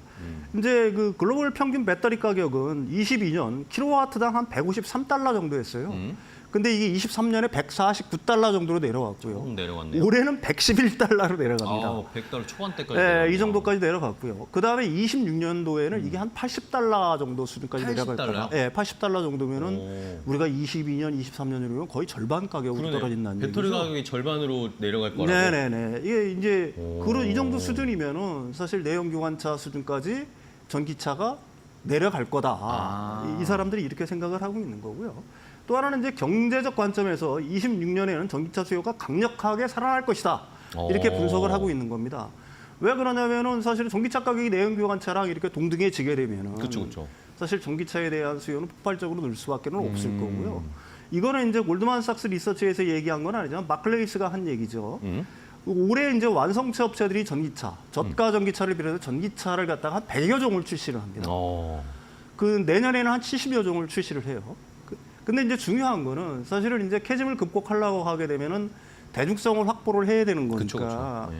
전기차 가격이 좀 중저가 제품들이 많이 나와야 되잖아요. 그 이제 레벨 자체를 갖다가 25,000달러에서 미국 달러로 한 35,000달러 정도로 잡고 있어요. 그죠. 근데 우리가 보고 있는 것처럼 뭐 EV3 뭐 한 이거 보조금 그쵸. 받으면 한 3천만 원대죠. 그다음에 시트로엥 EC3, 르노 포이텍, 그다음에 GM의 이코녹스, 그다음에 볼보의 EX30, 그다음에 역시 쉐보레의 볼트 EV, 그다음에 내년에 이제 테슬라 모델 2 같은 것들이 이제 연이어 그렇죠. 출시가 됩니다. 그렇게 된다라고 하게 되면 한 25,000달러에서 한 35,000달러 정도 수준이니까 이게 뭐 거의 한 3천만 원대 우리나라 돈으로 그 정도 되는 거죠. 그러니까 전기차가 비싸다는 인식 때문에 머뭇거렸던 이제 구매층들이 네네. 사실은 이렇게 달려들 거다라고 보는 거고요. EV3 같은 경우가 이제 8월 달에 굉장히 많이 팔렸다가 9월 달에 좀 팔렸나요? 주춤했죠. 근데 이제 이게 왜 주춤했냐는 거 이게 사실 보조금하고 굉장히 연관이 그쵸, 돼 있어요. 지자체의 보조금들이 소진이 되기 시작하면서 사실은 그에 연관돼 가지고 이게 그 EV3 자체가 판매량이 좀 주춤한 거거든요. 네네. 그러니까 보조금이라는 건 사실은 양면의 칼입니다. 그렇죠. 이게 보조금이 뭐 어떻게 보면 전기차의 보급 확대를 갖다 늘릴 수 있는 개연성도 있지만 초반에는 이렇게 그렇죠. 분위기를 만들고 시장을 형성하기 위해서 보조금을 지원해 주는 건데 그렇죠. 근데 시간이 이제 지나면 그렇죠. 보조금이 다 떨어지게 되면은 그쵸, 안 예. 팔리는 거거든요. 그쵸. 그러니까 궁극적으로는 이 허들을 넘어야 되는 거고요. 그쵸, 전기차가 그쵸. 네. 확산되기까지는 그 시점을 골드만삭스 리서치는 한 26년 정도를 보는 것 같아요. 예. 그러면은 말씀을 해주신 걸 저희가 해석을 해보면 어쨌든 전기차의 가격은 점점 다운될 그렇죠. 것이고 보조금으로 좀 연명했던 전기차 시장이 이제는 그 다음 단계로 좀 넘어가는 그렇죠. 그런 사이클로 봐야 된다는 거예요. 지금 상황이. 그렇게 예상을 하고 있는 겁니다. 알겠습니다. 예. 자, 그러면은 어쨌든 뭐 가격이 내려가면 뭐 소비자들 입장에선 너무 좋은 상황이고 전기차로 네네네. 넘어가는 시장의 속도도 빨라질 텐데. 네. 자, 그렇다면은 어쨌든 배터리 아까 첫 번째는 배터리 네. 가격이 하락할 거다라는 첫 네네네. 번째 주장을 했는데 이 근거는 뭘까요, 그러면? 이 근거를 갖다가 두 가지를 들고 있어요. 네. 하나는 기술 혁신, 두 기술. 번째는 이제 원소재 가격 급락을 두고 소재 있는데 가격. 이 기술 혁신을 갖다가 골드만삭스 리서치에서는 딱 한 가지 정도만 얘기를 했어요. 일단은 패키징 기술 자체가 발전을 하고 있다. 무슨 얘기냐면은 기존에는 배터리 셀을 갖다가 모듈에 담고 그쵸. 모듈을 다시 팩에 담는 패키징하고, 예, 네. 그랬죠. 그러니까 모듈만큼의 공간이 낭비가 되는 거잖아요. 그쵸, 어떻게 보면. 그쵸. 근데 이게 이제 셀트팩 기술이 발달을 하면서 셀 자체를 모듈 없이 그냥 패킹하는 겁니다. 아. 팩에 담는 겁니다. 그러니까 그 공간 자체가 남으니까 여기에 더 많은 셀을 담을 수가 있는 거고 그래서 이제 에너지 밀도가 증가한다라고 이제 일단 설명을 하고 있는 건데요. 이제 제가 보는 관점은 그 외에는 이제 몇 가지가 사실은 있죠. 네네. 사실은 이제 그 소재 자체들의 어떤 그 기술 발전이 뒤따르고 있는 거예요. 양극재 가령 뭐 양극재가 습식에서 건식으로 바뀐다거나 음극재가 지금 이제 흑연에서 실리콘계로 바뀐다거나 전해질의 어떤 그 조성 이런 것들이 훨씬 더 에너지 밀도를 높이는 쪽으로 발전을 한다거나 이런 것들이 하나의 영향을 줄 수가 있는 거고요. 그럼에 따라서 사실은 이제 배터리를 구성하는 거에는 사실 이 배터리 셀만 들어가는 게 아니지 않습니까? 그쵸. 뭐 BMS 시스템이라고 해서 배터리 관리 시스템도 들어가는 그쵸. 거고요. 거기는 이제 냉각 시스템 같은 것도 그쵸. 들어가 온도 있죠. 조절도 해야 되고. 그다음에 BSA 시스템이라는 게 있습니다. 배터리 시스템 어셈블리. 이런 것들이 이제 그 과거에 비해서 훨씬 단순해지고 효율화가 되기 시작하면서 여기에서도 비용 절감 및 에너지 밀도 향상이 이렇게 발생을 하고 있는 거예요. 그림이 나올지 모르겠는데 네네. 볼까요, 한번? 예, 이거는 그 IEA 국제 에너지국에서 한 겁니다. 어떤 그림이죠, 이게 메탈 가격이 저기 보시면은 막 치솟고 있잖아요. 파란색 22년도에서 선이요? 23년도에 네네. 치솟고 있는데도 불구하고 이 점으로 찍혀 있는 것들이 배터리 가격이에요. 노란 점이 배터리 그렇죠. 가격이고. 배터리 가격이 계속해서 하락을 하고 있잖아요. 그렇네요. 메탈 가격과 거의 무관하게 그러게요. 상관관계가 거의 없이 하락을 하고 있다는 얘기입니다. 우리는 메탈 가격이 배터리 가격에 큰 영향을 준다고 생각을 하고 있지만 그쵸. 사실은 그렇지 않다는 얘기죠. 그럼 소재 문제가 아니라 기술력이 점점 발전하고 있으니까 가격이 내려간다라고 보시는 그렇죠. 거예요? 그다음에 이제 또 한 가지 문제는 뭐가 있냐면 대량 생산이 되기 시작하면서 수율이 안정화될 거 아니에요. 그렇죠. 대량 생산이 되기 시작하면 당연히 가격 자체가 내려갈 수 있는 여들이 생기겠죠. 그렇죠. 이거는 이제 그 골드만삭스 리서치에서 언급은 안 한 건데 사실은 그런 이유 때문에 그런 거고요. 그다음에 이제 원소재 가격이 급락을 하고 있어요. 이건 뭐 누구나 다 네. 알고 있죠. 그렇죠. 뭐 배터리 제조원가에서 양극재 등 주요 이제 원소재 가격이 차지하는 비중이 한 60% 정도가 되는데 지금 뭐 메탈 가격, 가령 뭐 리튬, 니켈, 망간, 뭐 코발트 이런 것들이 다 내려가고 3년 내 최저 수준 네, 아닙니까? 다 내려가고 있습니다. 그러니까 이런 것들이 이제 사실은 배터리 가격 하락에 이유를 주는 거고 이제 골드만삭스 리서치에 다시 한번 그림을 보여주시면은 거기에 이제 의미심장한 내용들이 사실은 많이 좀 담겨 있어요. 뭐죠? 이게 그 지금 그림이 안 나오는데 네, 여기 보시면 이거죠? 이제 그림이 나오죠. 이 실선으로 검은색 실선으로 데려가 있는 게 이제 배터리 가격이 내려간다는 네네. 얘기를 하고 있는 거고요. 24년에서 25년도를 유의미하게 보게 되면은 가장 가격이 내려지는 게 맨 밑에 약간 검은색으로 보이는 거 있지 않습니까? 제일 아래에 있는 거. 예. 그게 지금 음극 소재의 가격이 많이 내려가는 거예요. 이게. 그러니까 이제 그 기존에 뭐 가령 뭐 그 흑연 이걸 많이 썼는데 실리콘계로 내려가면서 오히려 그거 가격이 내려갈 거라고 보는 거고요. 그다음에 위로 내려가면 약간 녹색처럼 보이는 거 있지 제일 않습니까? 위에 그게 있는 예, 제일 위에가 아니라 중간. 중간에 예, 녹색. 중간에 녹색 부분이 이게 바로 운영비 부분이에요. 운영비가 많이 줄어든다는 얘기입니다. 무슨 얘기냐면 수율이 안정되기 시작하니까 거기에 그 시행착오들도 적어지겠죠. 그쵸. 그러니까 비용 낭비가 적어지겠죠. 그다음 이 불량품이 적게 나오니까 거기에 또 운영비가 절감이 되겠죠. 이런 식으로 운영비가 절감이 된다는 얘기예요. 마지막으로 이제 녹색으로 보이는 것들이 팩 가격이 내려진다는 얘기예요. 패키징 가격 자체가.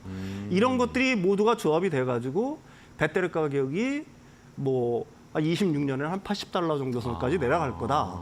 이렇게 이제 골드만삭스 리서치는 주장을 하고 있는 거죠. 그렇군요. 자, 그러면은 결국에는 이 배터리 업계에서도 지금까지는 시행착오도 너무 많았고 뭐 배터리 화재 뭐 이런 이야기 사고 네네네. 노이즈도 있었지만 네네. 어쨌든 이 배터리를 만들어가는 이 규모의 경제가 이제 발동이 되면서 그렇죠. 효율이 좋아지고 가격도 내려가고 네네네. 이러면서 자연스럽게 전기차 가격도 내려가는 걸로 수순이 이어질 것이다라고 네네네. 골드만삭스는 주장을 네네네네. 하고 있네요. 자, 그렇다면은 뭐 배터리가 뭐 또 종류가 있잖아요. 3원계도 네네네. 있고 LFP도 네. 있고 뭐 네. 최근에 전고체 네네. 개발도 하고 이러고 있는데 네. 그러면 앞으로는 어떤 배터리가 좀 주류를 이루면서 막 가격이 다운되면서 효율을 잘 낼 수 있는 시장을 어쨌든 좀 주도할 수 있는 배터리 어떤 걸 보세요? 일단 3원계가 우리가 지금 주력으로 삼고 있는 3원계가 진짜 전체 전기차 시장 배터리 중에서는 한 60% 정도를 차지하고 네. 있고요. 그다음에 이제 LFP 배터리가 35%에서 한 40% 정도 차지를 하고 있어요. 근데 골드만삭스 리서치가 예전에 예전에 리포트를 낸 적이 있습니다. 그 리포트에서는 올해 말경 정도가 되면은 사실은 전고차 배터리가 어느 정도 대량 양산 시점에 들어올 거라고 올해. 예상을 했는데 네. 예, 올해 말 아직은 정도 안 되면. 됐네요. 근데 이거 자기들의 실수를 인정을 한 거죠. 사실은 그래서 뭐 한 5에서 10% 정도를 갖다 전고체 배터리가 시장 점유율을 갖다가 기록할 거라고 예상을 했는데 이걸 갖다 뒤로 미뤘습니다. 그러니까 아직은 좀 부족하죠. 그래서 한 뭐 28년, 뭐 28년? 29년, 그러니까 20년대 후반 정도를 갖다가 되면은 그 LFP 배터리가 랩 단계에서 벗어나서 다시 말해서 그 뭐 파일럿 라인 이런 데서 이제 벗어나서 양산되는 시점이 올 거다라고 얘기를 하고 있는 거고요. 한 가지 이제 눈에 띄는 점은 LFP 마켓 자체는 사실은 점유율이 약간씩 상승할 거라고 보고 있어요. 그래요? 그러니까 현재는 뭐 한 40% 정도인데 네. 이게 이제 내년부터 시작을 해가지고 한 5% 정도까지 LFP 배터리 시장이 좀 늘어날 거다 이런 식으로 전망을 하고 있는 거거든요. 뭐 그 이유는 여러 가지가 들 수가 있겠죠. 아무래도 이제 저가 전기차들이 본물처럼 터져 나와야 되는데 가격인가요, 결국은? 그렇죠. 결국은 이제 삼원계 배터리가 그걸 갖다가 완전히 그 시장을 갖다가 장악하기는 좀 어려울 거다. 여기에는 물론 이제 글로벌한 어떤 시장 전망이기 때문에 네네. 사실은 뭐 중국에서는 거의 뭐 LFP가 대세니까 예. 중국 시장이 또 워낙 크고요. 이런 점이 반영됐을 거라고 저는 봅니다. 그렇죠, 예, 그렇죠. 예, 예, 예. 중국 쪽에서는 어쨌든 뭐 중국 자국 브랜드들이 많으니까 네네. 자동차도 그렇고 배터리 뭐 CAT 어쨌든 자국 배터리를 많이 쓰니까 네네. 중국 시장이 또 전기차 시장이 크고 네네, 이런 그렇죠. 걸 생각을 해봤을 때는 네네. 어쨌든 LFP는 점점 늘어날 거고 어쨌든 그래도 삼원계가 주도를 할 것이다. 전고체가 또 어느 정도의 분발을 해주는지도 계속 지켜봐야 되겠어요. 예, 예. 자 그렇다면은 뭐 이 배터리 업계가 사실 뭐 지금 뭐 경쟁이 굉장히 치열합니다. 국내 업체들도 선방을 하고는 있지만 중국 쪽에서도 뭐 CATL이라는 이 대장이 하나 있고 또 중국에서도 기술 따라잡기 위해서 여러 가지로 지금 수단을 쓰고 있는 상황이다 보니까 그럼에도 불구하고 뭐 아무래도 지금 하고 있는 업체들이 그대로 좀 유지해 나가는 그런 양상이 펼쳐지겠죠? 아무래도 진입 장벽이 좀 있으니까요. 이 배터리 비즈니스에 대해서 배터리 산업에 대해서 어떤 진입이 굉장히 쉬운 다시 말해서 진입 장벽이 낮은 어떤 시장이라고 생각했던 시절들이 사실은 네, 있었죠. 그렇죠. 예. 근데 우리가 익히 지금 보는 것처럼 사실은 업력이 거의 한 10년 정도 돼가는 가령 뭐 노스볼트라든지 유럽에 뭐 테슬라 같은 경우도 사실은 4680 배터리 생산에 대해서 수위를 잡지 못하고 있다는 그쵸. 얘기들은 뭐 계속해서 흘러나오고 있는 거니까요. 근데 이제 골드만삭스 리서치가 분석을 한 게 있어요. 네. 배터리 산업의 진입 장벽은 생각보다 굉장히 높다. 아 굉장히 높아요. 예, 그러니까 스타트업 아니면은 뭐 그 R&D 정도에서 대량 생산까지 이어지는 데를 갖다가 10년 정도를 봅니다. 그 정도를 10년 정도를 봐요. 근데 네. 문제는 또 뭐냐면은 거기서 다시 그렇죠. 대량 생산에서 수요를 잡고 안정화될 때까지를 그쵸. 한 10년 정도를 봅니다. 그럼 거의 20년의 격차가 있다라고 예, 생각하는 거네요. 그 지금 골드만삭스 리서치는 그렇게 분석을 하고 있는 거고요. 그래서 사실은 그 10년에서 한 15년 업력을 가진 회사들도 수요를 잡는데 굉장히 많은 어려움을 겪고 있기 어렵죠, 때문에 예. 에비타 기준 아직도 손익분기점을 맞추지 못하고 있다. 그렇죠. 예. 그게 이제 우리들이 익히 보는 아까도 말씀드렸듯이 뭐 노스볼트라든지 그쵸. 이런 회사들이 이제 사실은 그렇다는 얘기인 거고요. 그래서 뭐 일반적으로 그냥 장비만 이렇게 들여놓으면은 일반적으로 생각하면 뭐 뚜둑뚜둑 해가지고 이렇게 그러니까요. 만들 수 있다라고 생각을 하는데 또 한 가지 골드만삭스 리서치가 그 짚은 게 있어요. 핵심적인 걸 짚었는데 네. 배터리 산업계에서 고숙련 노동자를 구하는 게 굉장히 힘들다. 전문가를 예, 구하는 게. 그러니까 이게 사실은 그 우리가 장맛이라든지 음식 맛은 손맛에 의해서 결정된다라고 하잖아요. 그쵸. 이 배터리 산업도 그런 거랑 비슷하다고 봅니다. 배터리도 손맛인가요? 예, 그렇다라고 해요. 그래요? 그러니까 사실은 이게 똑같은 어떤 그 온도 뭐 이런 걸 갖고 있어도 한국에서의 생산했던 거를 갖다가 그대로 유럽으로 옮긴다고 해서 그 수율이 나오지가 않는다라고 해요. 거기에는 뭐 굉장히 미세한 것들이 있겠죠. 뭐 온도, 습도, 뭐 등등등등 뭐 이런 그런 어떤 환경이 좀 그런 민감한가 환경들이 보군요. 굉장히 민감하다고 합니다. 그래서 이제 사실은 그 굉장히 어렵다. 그래서 이런 식으로 얘기를 합니다. 지금 시장 점유율 한 80%를 갖다가 점유를 하고 있는 한 5개 회사들이 있죠. 네네. 우리나라 업체들부터 시작을 해서 뭐 일본의 파나소닉, 그다음에 중국의 CATL 같은 회사들이 사실은 업력이 전부 다 20년 이상이 되는 회사들입니다. 그러니까 이 정도 회사들만이 이걸 할 수 있다는 얘기예요. 이제는 그 탑 5가 어느 정도 안정화됐다. 예. 그래서 이게 그 지난 또 이 한 5개 정도 회사가 시장 점유율을 갖다가 완전히 장악하고 있는 5개 회사가 지난 한 3년 동안에 엄청난 캐펙스 투자를 했습니다. 그쵸. 우리가 뭐 예. 우리 그 배터리 회사들 같은 경우도 뭐 이거 과잉 투자 아니냐 그러면서 투자 욕도 엄청 많이 했죠. 먹었죠. 예. 이제 이런 것들이 있다 보니까 사실은 그 밑에서 따라오고 있는 스타트업이라든지 R&D라든지 업력 10년 이하로 된 회사들이 어떤 기술 격차를 좁히는 게 굉장히 어려울 거다. 그리고 이런 회사들 같은 경우에는 생각보다 실패할 확률이 굉장히 높을 거고요. 그러니까 생존이 굉장히 어려울 것이라고 전망을 하고 있는 겁니다. 예. 그러면은 저는 궁금한 게 네네. 말씀해 주신 것처럼 뭐 2차 전지의 진입 장벽 어쨌든 새로운 업체가 들어오긴 쉽지 않을 텐데 네네. 또 이제 뭐라고 해야 될까요? 경쟁이라고 해야 될까? 위협은 자동차 회사들 자체가 배터리를 만들려고 하고 있잖아요. 네, 그렇죠. 테슬라 같은 경우에도 4680을 어쨌든 뭐 파나소닉이든 LG 엔솔에서 봤지만 본인들이 만들겠다라는 그런 그 니즈도 있더라고요. 네네네. 실제로 그런 작업도 하고 있고. 네네네. 이것도 어렵다고 보세요? 어렵다라고 보는 게 일반적인 아니면 객관적인 편이겠죠. 사실 뭐 테슬라뿐만이 아니라 그 현대자동차도 마찬가지고요. 저기 GM이라든지 이런 회사들도 어떻게든지 중국하고 어떻게 그러니까. 라이선스 금지를 하고 있는데도 불구하고 LF 배터리를 갖다가 만들려고 시도를 하고 있는 자체 거고요. 배터리 자체 제작하면 어쨌든 자동차 회사 입장에서는 엄청난 세이브가 되는 거니까. 아무래도 그렇죠. 네. 아무래도 이제 그 전기차의 핵심 배터리 있다 보니까 사실은 자동차 완성차 업체들이 갑의 위치에 서야 되는데 그쵸, 예. 이게 지금은 진짜로 뭐, 예. 손 벌리고 있잖아요. 이게 캐즘이 이제 진짜로 본격적으로 해소가 돼가지고 전기차가 많이 팔리기 시작하면은 그때부터는 다시 배터리 회사들이 갑의 위치에 쓸 수도 있다는 얘기입니다. 사실 그쵸. 이걸 갖다가 염려할 수밖에 없겠죠. 네. 결국은 뭐 완성차 입장에서 가격 결정권을 갖다가 자기들이 가져야 되는데 만약에 이걸 갖다가 배터리 업체랑 공동으로 갖게 된다거나 하는 걸 갖다가 굉장히 우려할 수밖에 그쵸, 없는 예. 배 거고요. 아프겠죠. 그래서 이제 사실은 그런 시도들을 끊임없이 한다고 봅니다. 그리고 뭐 약간의 실패가 있을진 모르지만은 그게 이제 좀 진입 장벽이 좀 낮은 LFP부터 시작을 하려고 하겠죠. 물론 테슬라의 경우는 약간 다릅니다만 그런 식으로 하면서 이제 시간을 벌면서 자신들의 나름대로의 어떤 기술적 어떤 노하우를 갖다 계속 정립시켜 나가면서 동시에 배터리 업체에 대한 어떤 일종의 그 견제 수단, 그렇죠. 컨트롤하기 컨트롤하기 위한 수단, 어떤 카드를 쓰려고 하는 그런 것들이 있다. 근데 네. 현대자동차가 분명히 말했다시피 자기신들은 그 배터리를 갖다가 완전히 그 대량 생산을 해가지고 배터리 업체랑 경쟁하려고 하는 건 아니다라는 식으로 얘기를 하고 있습니다. 네. 사실 뭐 배터리 산업이라는 것 자체가 현대자동차 같은 경우는 인도에서 이제 시도를 하고 있습니다만 네네. 사실은 엄청난 그 자본이 필요한 사업이거든요. 여기서 엄청난 투자가 필요해요. 조단위의 투자가 필요한데 사실 일반적인 완성차 업체들이 그럴 여력이 있을까라는 거는 뭐 개인적으로 의문의 여지가 있습니다. 사실 뭐 LF 배터리 일부 생산해가지고 뭐 쓰고 하는 거 정도는 할 수 있겠죠. 예. 알겠습니다. 네네네.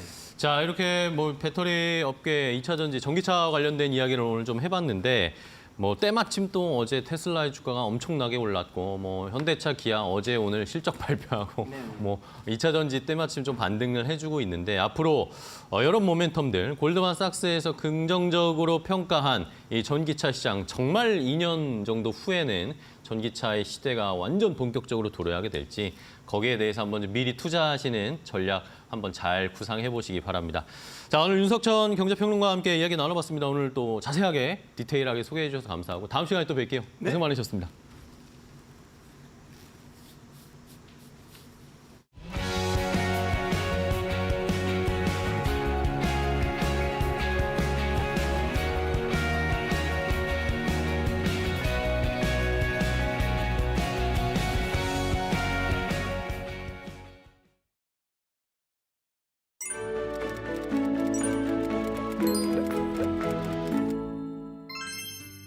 안녕하세요.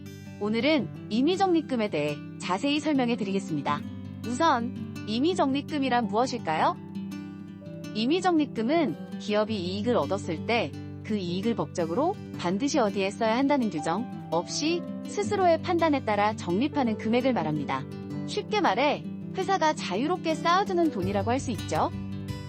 자, 그럼 왜 기업들은 이런 임의적립금을 쌓는 걸까요?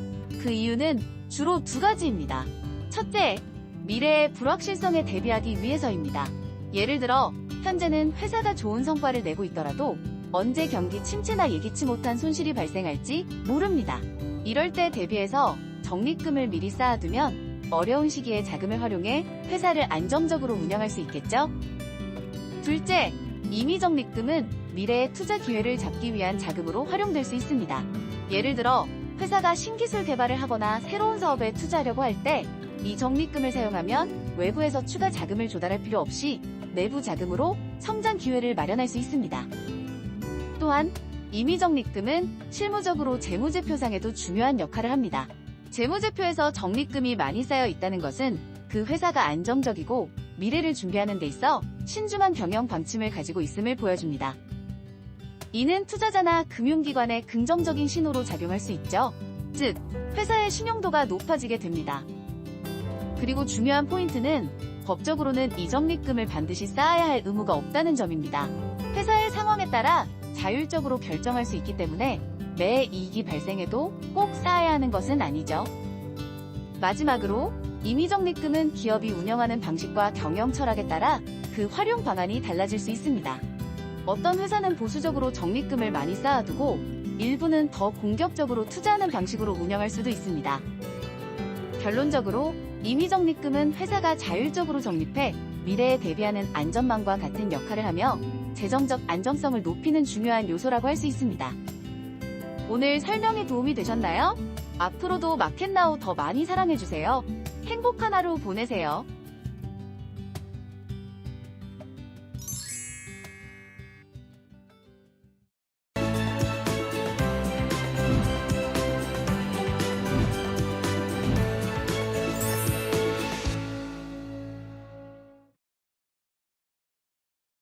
네, 오늘은 시장 이야기를 좀 해볼까 합니다. 곽유정 이데일리 온 파트너와 함께 들려드릴게요. 어서 오세요. 네, 안녕하세요. 네. 자, 오늘 시장이 금융주가 엄청 강합니다. 네. KB금융이 더 고개를 들고 있어요. 현재 8% 강세. 네. 그리고 신한지주, 의뢰금융지주 실적 발표가 되는 날이죠. 그리고 JB금융지주, 지방금융지주도 오늘 강세인데 뭐 여러 가지 호재가 겹쳐 있는 듯합니다. 어떻게 보세요? 네. 이번 주 전반적으로 시장 자체가 좀 부진한 움직임이 네. 나왔었잖아요. 네. 그러다 보니까 계속해서 개별 이슈가 나오거나 개별적인 이런 업종 섹터만 계속 움직임이 나오는 그런 장세가 펼쳐지는 것 같습니다. 특히나 금융주 같은 경우에는 밸류업 프로그램에 해당하는 종목군이라고 볼 수 있을 것 같은데요. 사실 이 종목군들 같은 경우에는 약간 좀 경기 방어적인 측면들이 있다 보니까 증시가 또 안 좋을 때마다 올라가는데 특히 오늘 같은 경우에는 KB금융 쪽에서 호실적을 기록하면서 네. 대장주격으로 오늘 상승세를 좀 견인해주는 그런 이제 모습이 나와줬고요. 그 외에 이제 종목군들의 이제 흐름들을 봤을 때 오늘 이제 테마단에서 봤을 때는 경영권 분쟁과 관련된 종목들이 상승세가 강하게 나와주더라고요.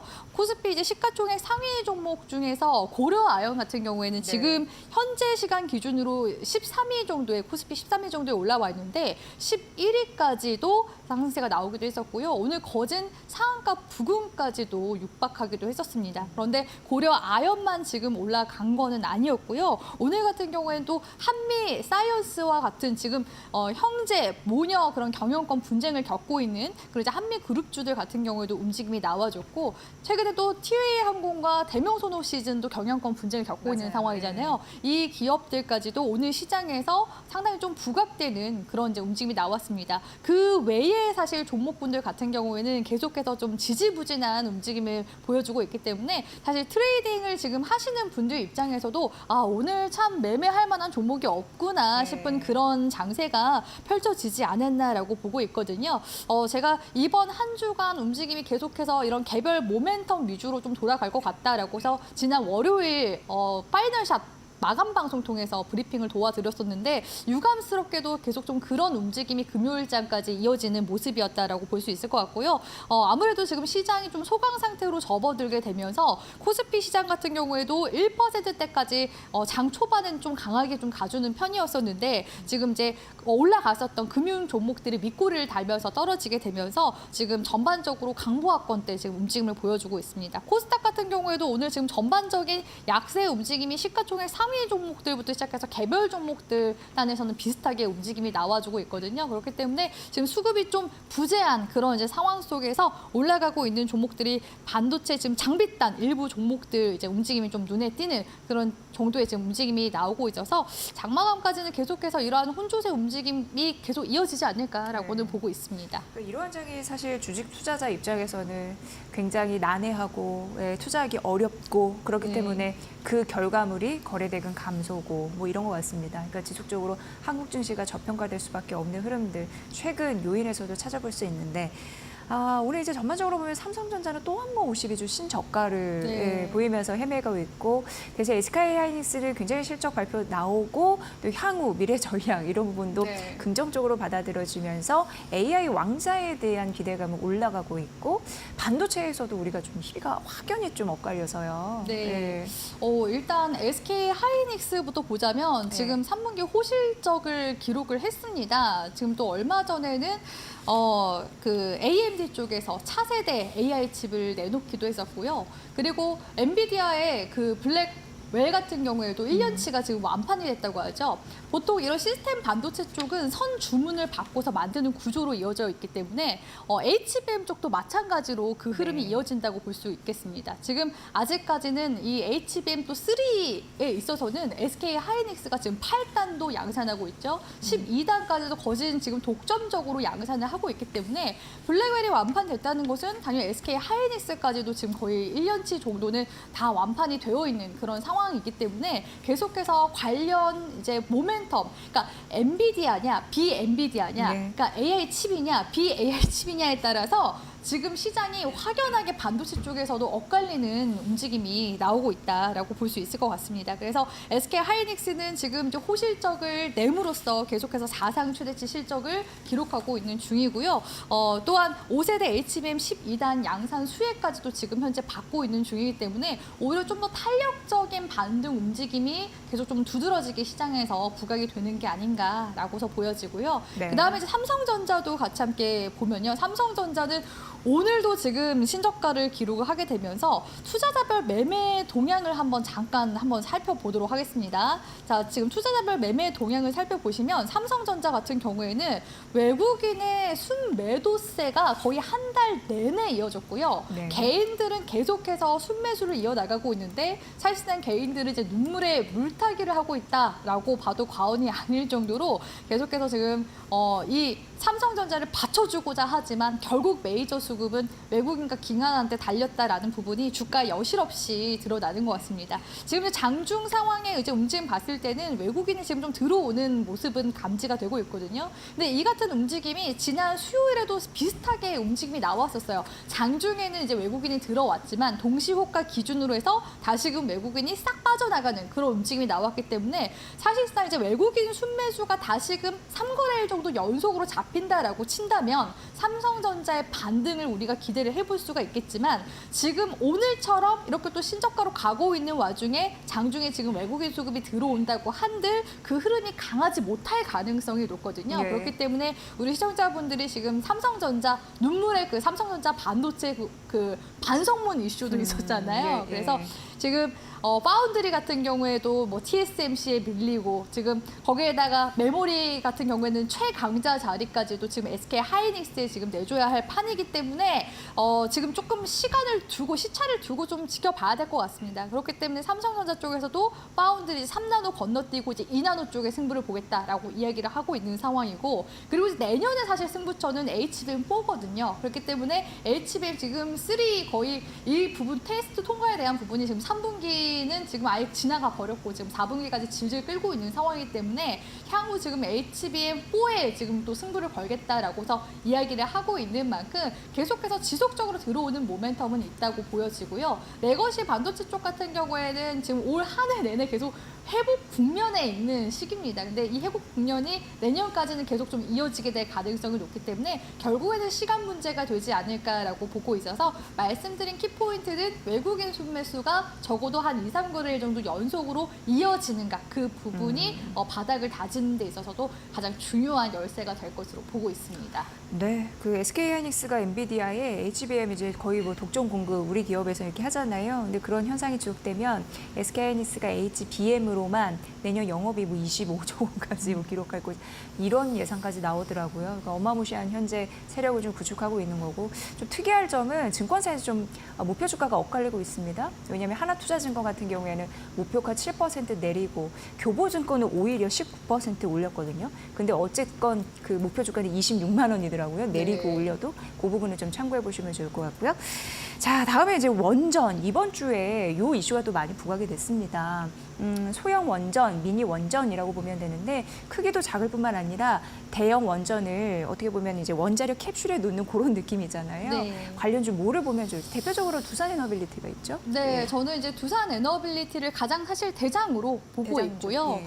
왜냐하면 이제 원전 쪽에서도 주기기를 만들고 있기도 하지만 SMR 쪽에서도 SMR 그 모듈에 들어가는 주기기를 만들고 있는 곳이 두산 에너빌리티거든요. 두산 에너빌리티 같은 경우에는 이제 최근에 그 흡수합병 관련해서 또 비율 조정을 했습니다. 그래서 주주들에게 조금 더 환원이 되는 쪽으로 진행을 하겠다라고서 이야기를 하기도 했었고요. 그리고 그 두산 에너빌리티 밑에 있었던 바켓을 떼어냄으로써 대략적으로 이제 실탄을 7천억에서 한 1조 정도 가까이 마련이 될 것으로 지금 기대가 되는 상황이거든요. 그래서 이렇게 이제 확보되는 자금으로 두산 에너빌리티 같은 경우에는 지금 대형 원전이나 SMR 가스 수소 터빈 이쪽에 계속해서 투자를 단행할 것으로 기대가 되는 상황이고요. 대형 원전 같은 경우에는 지금 체코 같은 경우에 2기 그리고 아랍에미리트는 2기에서 4기, 폴란드 사우디 같은 경우에도 이게 뭐 등등등 이렇게 북유럽도 국가들 역시도 계속해서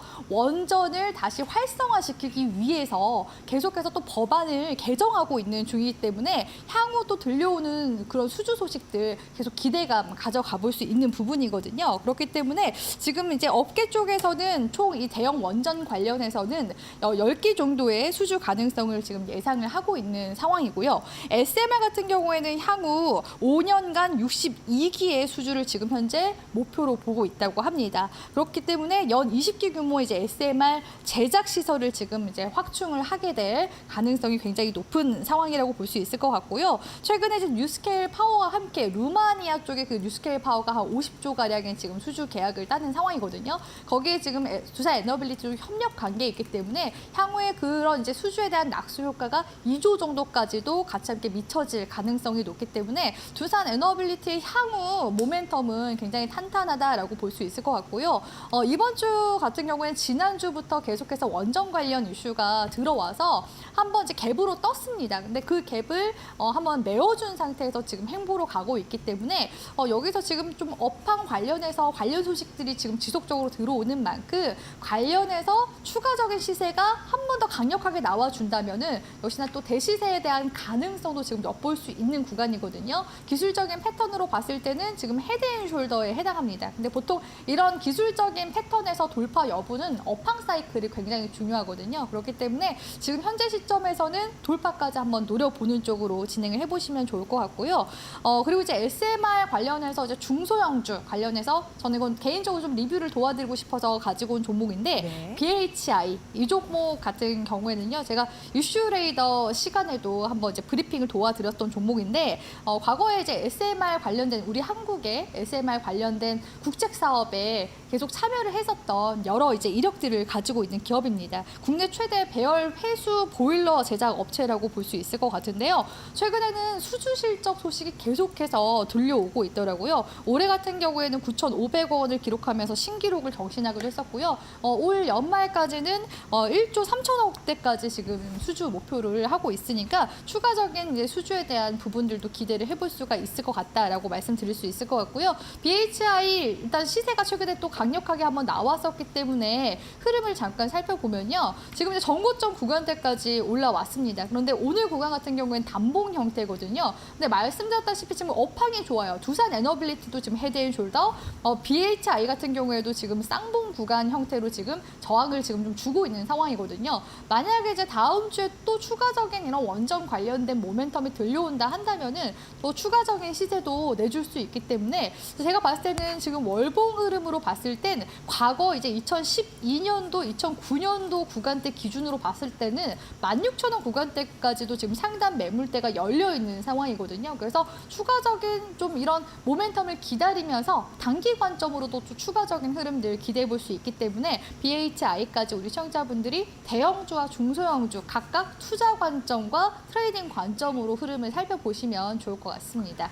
네, 지금 파트너님이 말씀해주신 이 두 종목이 한 달간 외국인과 기관의 쌍끌이 매수가 들어왔더라고요. 관심 있게 보여지고 있는 종목입니다. 챙겨보시면 될 것 같고 이번 주에 K엔터가 좀 콧노래를 부르고 있네. 여기에 나오는 이제 개별 이슈가 막강한 게 로제가 현재 YG엔터를 살리고 있다는 네. 느낌이 또 들어서 어떻게 보셨습니까? 우리 앵커님도 네. 그 아파트 챌린지 네, 알죠. 예. 계속 잔상이 네. 남더라고요. 그 네. 뮤직비디오로 봐도. 이 예. 브루노 마스 같은 경우는 네. 최근에 콘서트 가서 이제 본인 노래를 부르다 갑자기 아파트 이런 이제 멘트를 했는데 관중들이 다 따라서 그것도 정확히 한국 발음으로 아파트. 저는 문화의 힘을 느꼈습니다. 중독성도 있고. 예. 네, 그래서 이렇게 지금 연달아서 블랙핑크 멤버들이 솔로 활동을 지금 순차적으로 재개를 하면서 오히려 지금 블랙핑크 컴백에 대한 기대감이 더 커지고 있다고 보시면 되거든요. 완전체가 나올 것으로는 예상되더라고요. 네, 그 내년 하반기 좀 기대가 되는 상황이고요. 지금 이제 솔로 활동 같은 경우는 다 개별 소속사가 있습니다. 그래서 사실 뭐 컨셉이나 이런 부분들도 각자 개인에 맞게 지금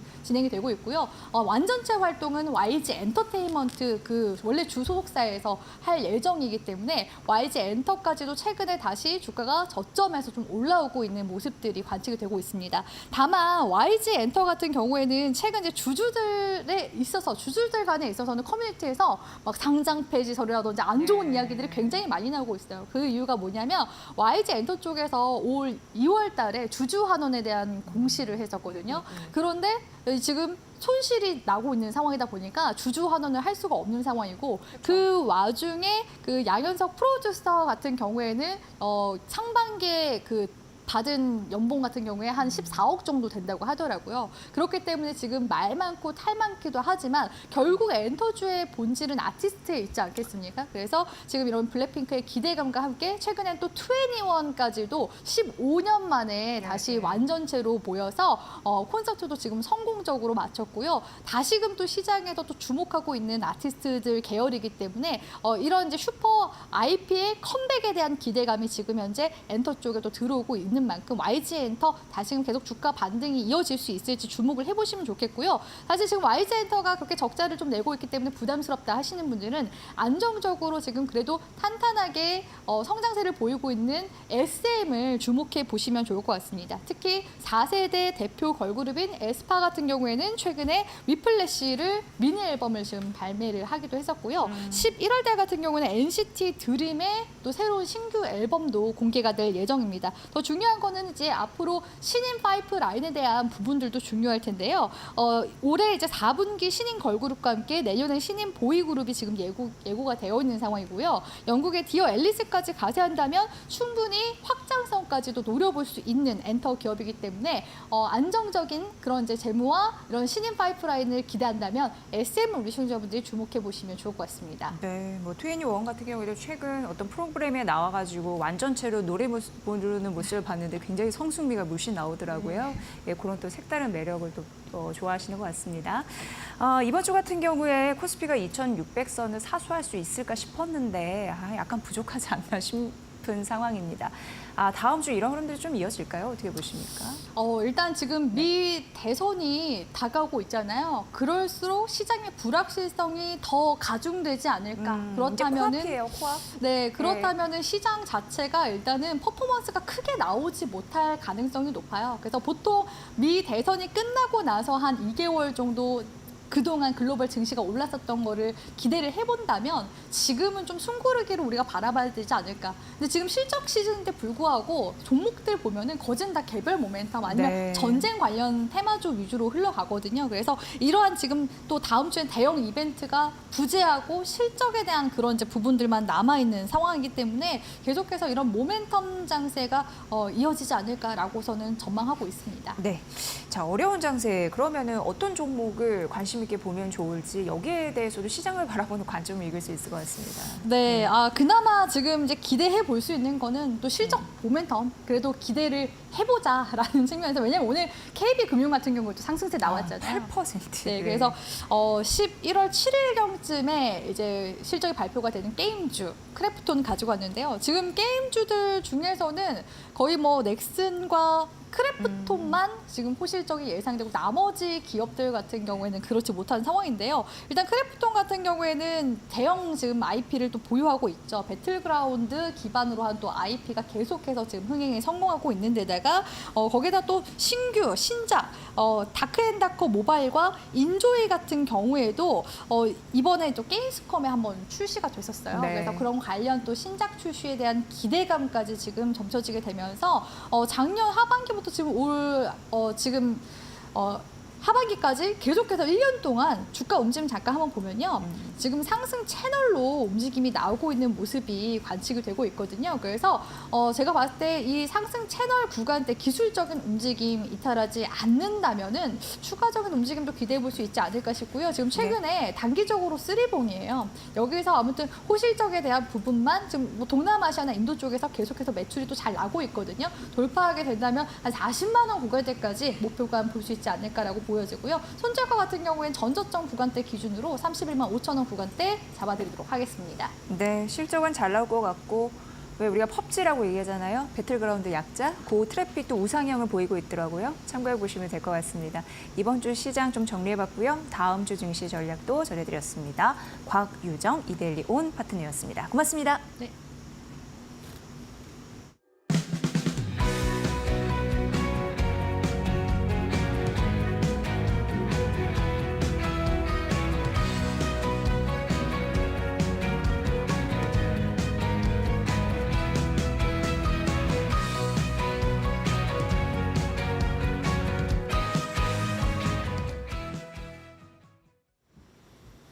자, 주말을 앞두고 있는 금요일입니다. 이번 주말에 뭐 하실 겁니까? 뭐 날씨도 좋을 것 같고 이번 주말에는요. 뭐 단풍놀이 가시는 분들도 계시겠지만 요즘 한강 작가의 책을 가지고 한강에 가서 책을 읽고 인증샷을 인스타에 올리는 게 요즘 유행이라고 합니다. 여러분들도 한강 작가의 책 읽어보셨는지 모르겠는데 한번 주말에 계획 세보시면 좋을 것 같고 자, 저는 그러다가 갑자기 한강 작가 이렇게 노벨 문학상도 받았고 많은 이슈가 되고 있는데 올해 그러면 한강 작가는 돈을 얼마나 벌까라는 생각이 갑자기 들었습니다. 제가 뭐 경제방송하는 앵커니까 돈에 너무 집중되어 있어서 세속적이어서 좀 죄송하지만 궁금했습니다. 그래서 한번 찾아봤어요. 어느 정도의 올해 수입이 예상되는지 한번 봤습니다. 일단은 한강 작가는 12월 10일입니다. 12월 10일에 이제 노벨 문학상 수상식을 갔습니다. 스웨덴 할리먼에서 수상식을 봤는데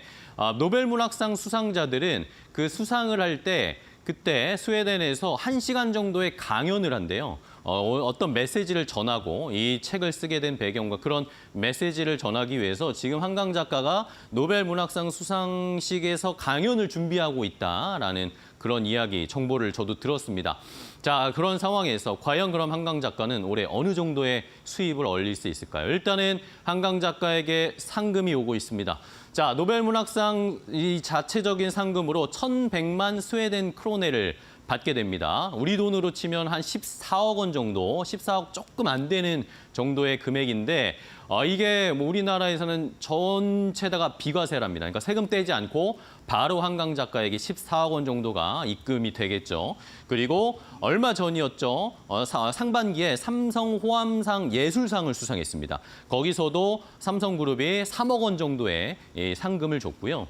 자, 그리고 얼마 전이었죠. 포니정학 혁신상이라고 해서 HD 현대 그룹에서 주는 상인데 이 예술가나 창의적인 이런 뭐 활동을 하는 사람에게 주는데 올해가 때마침 한강 작가였습니다. 그러면서 2억 원의 상금도 역시 수령하게 됩니다. 자, 이러면서 전반적으로 보면 한 20억 원 정도 일단은 확보를 한 거죠.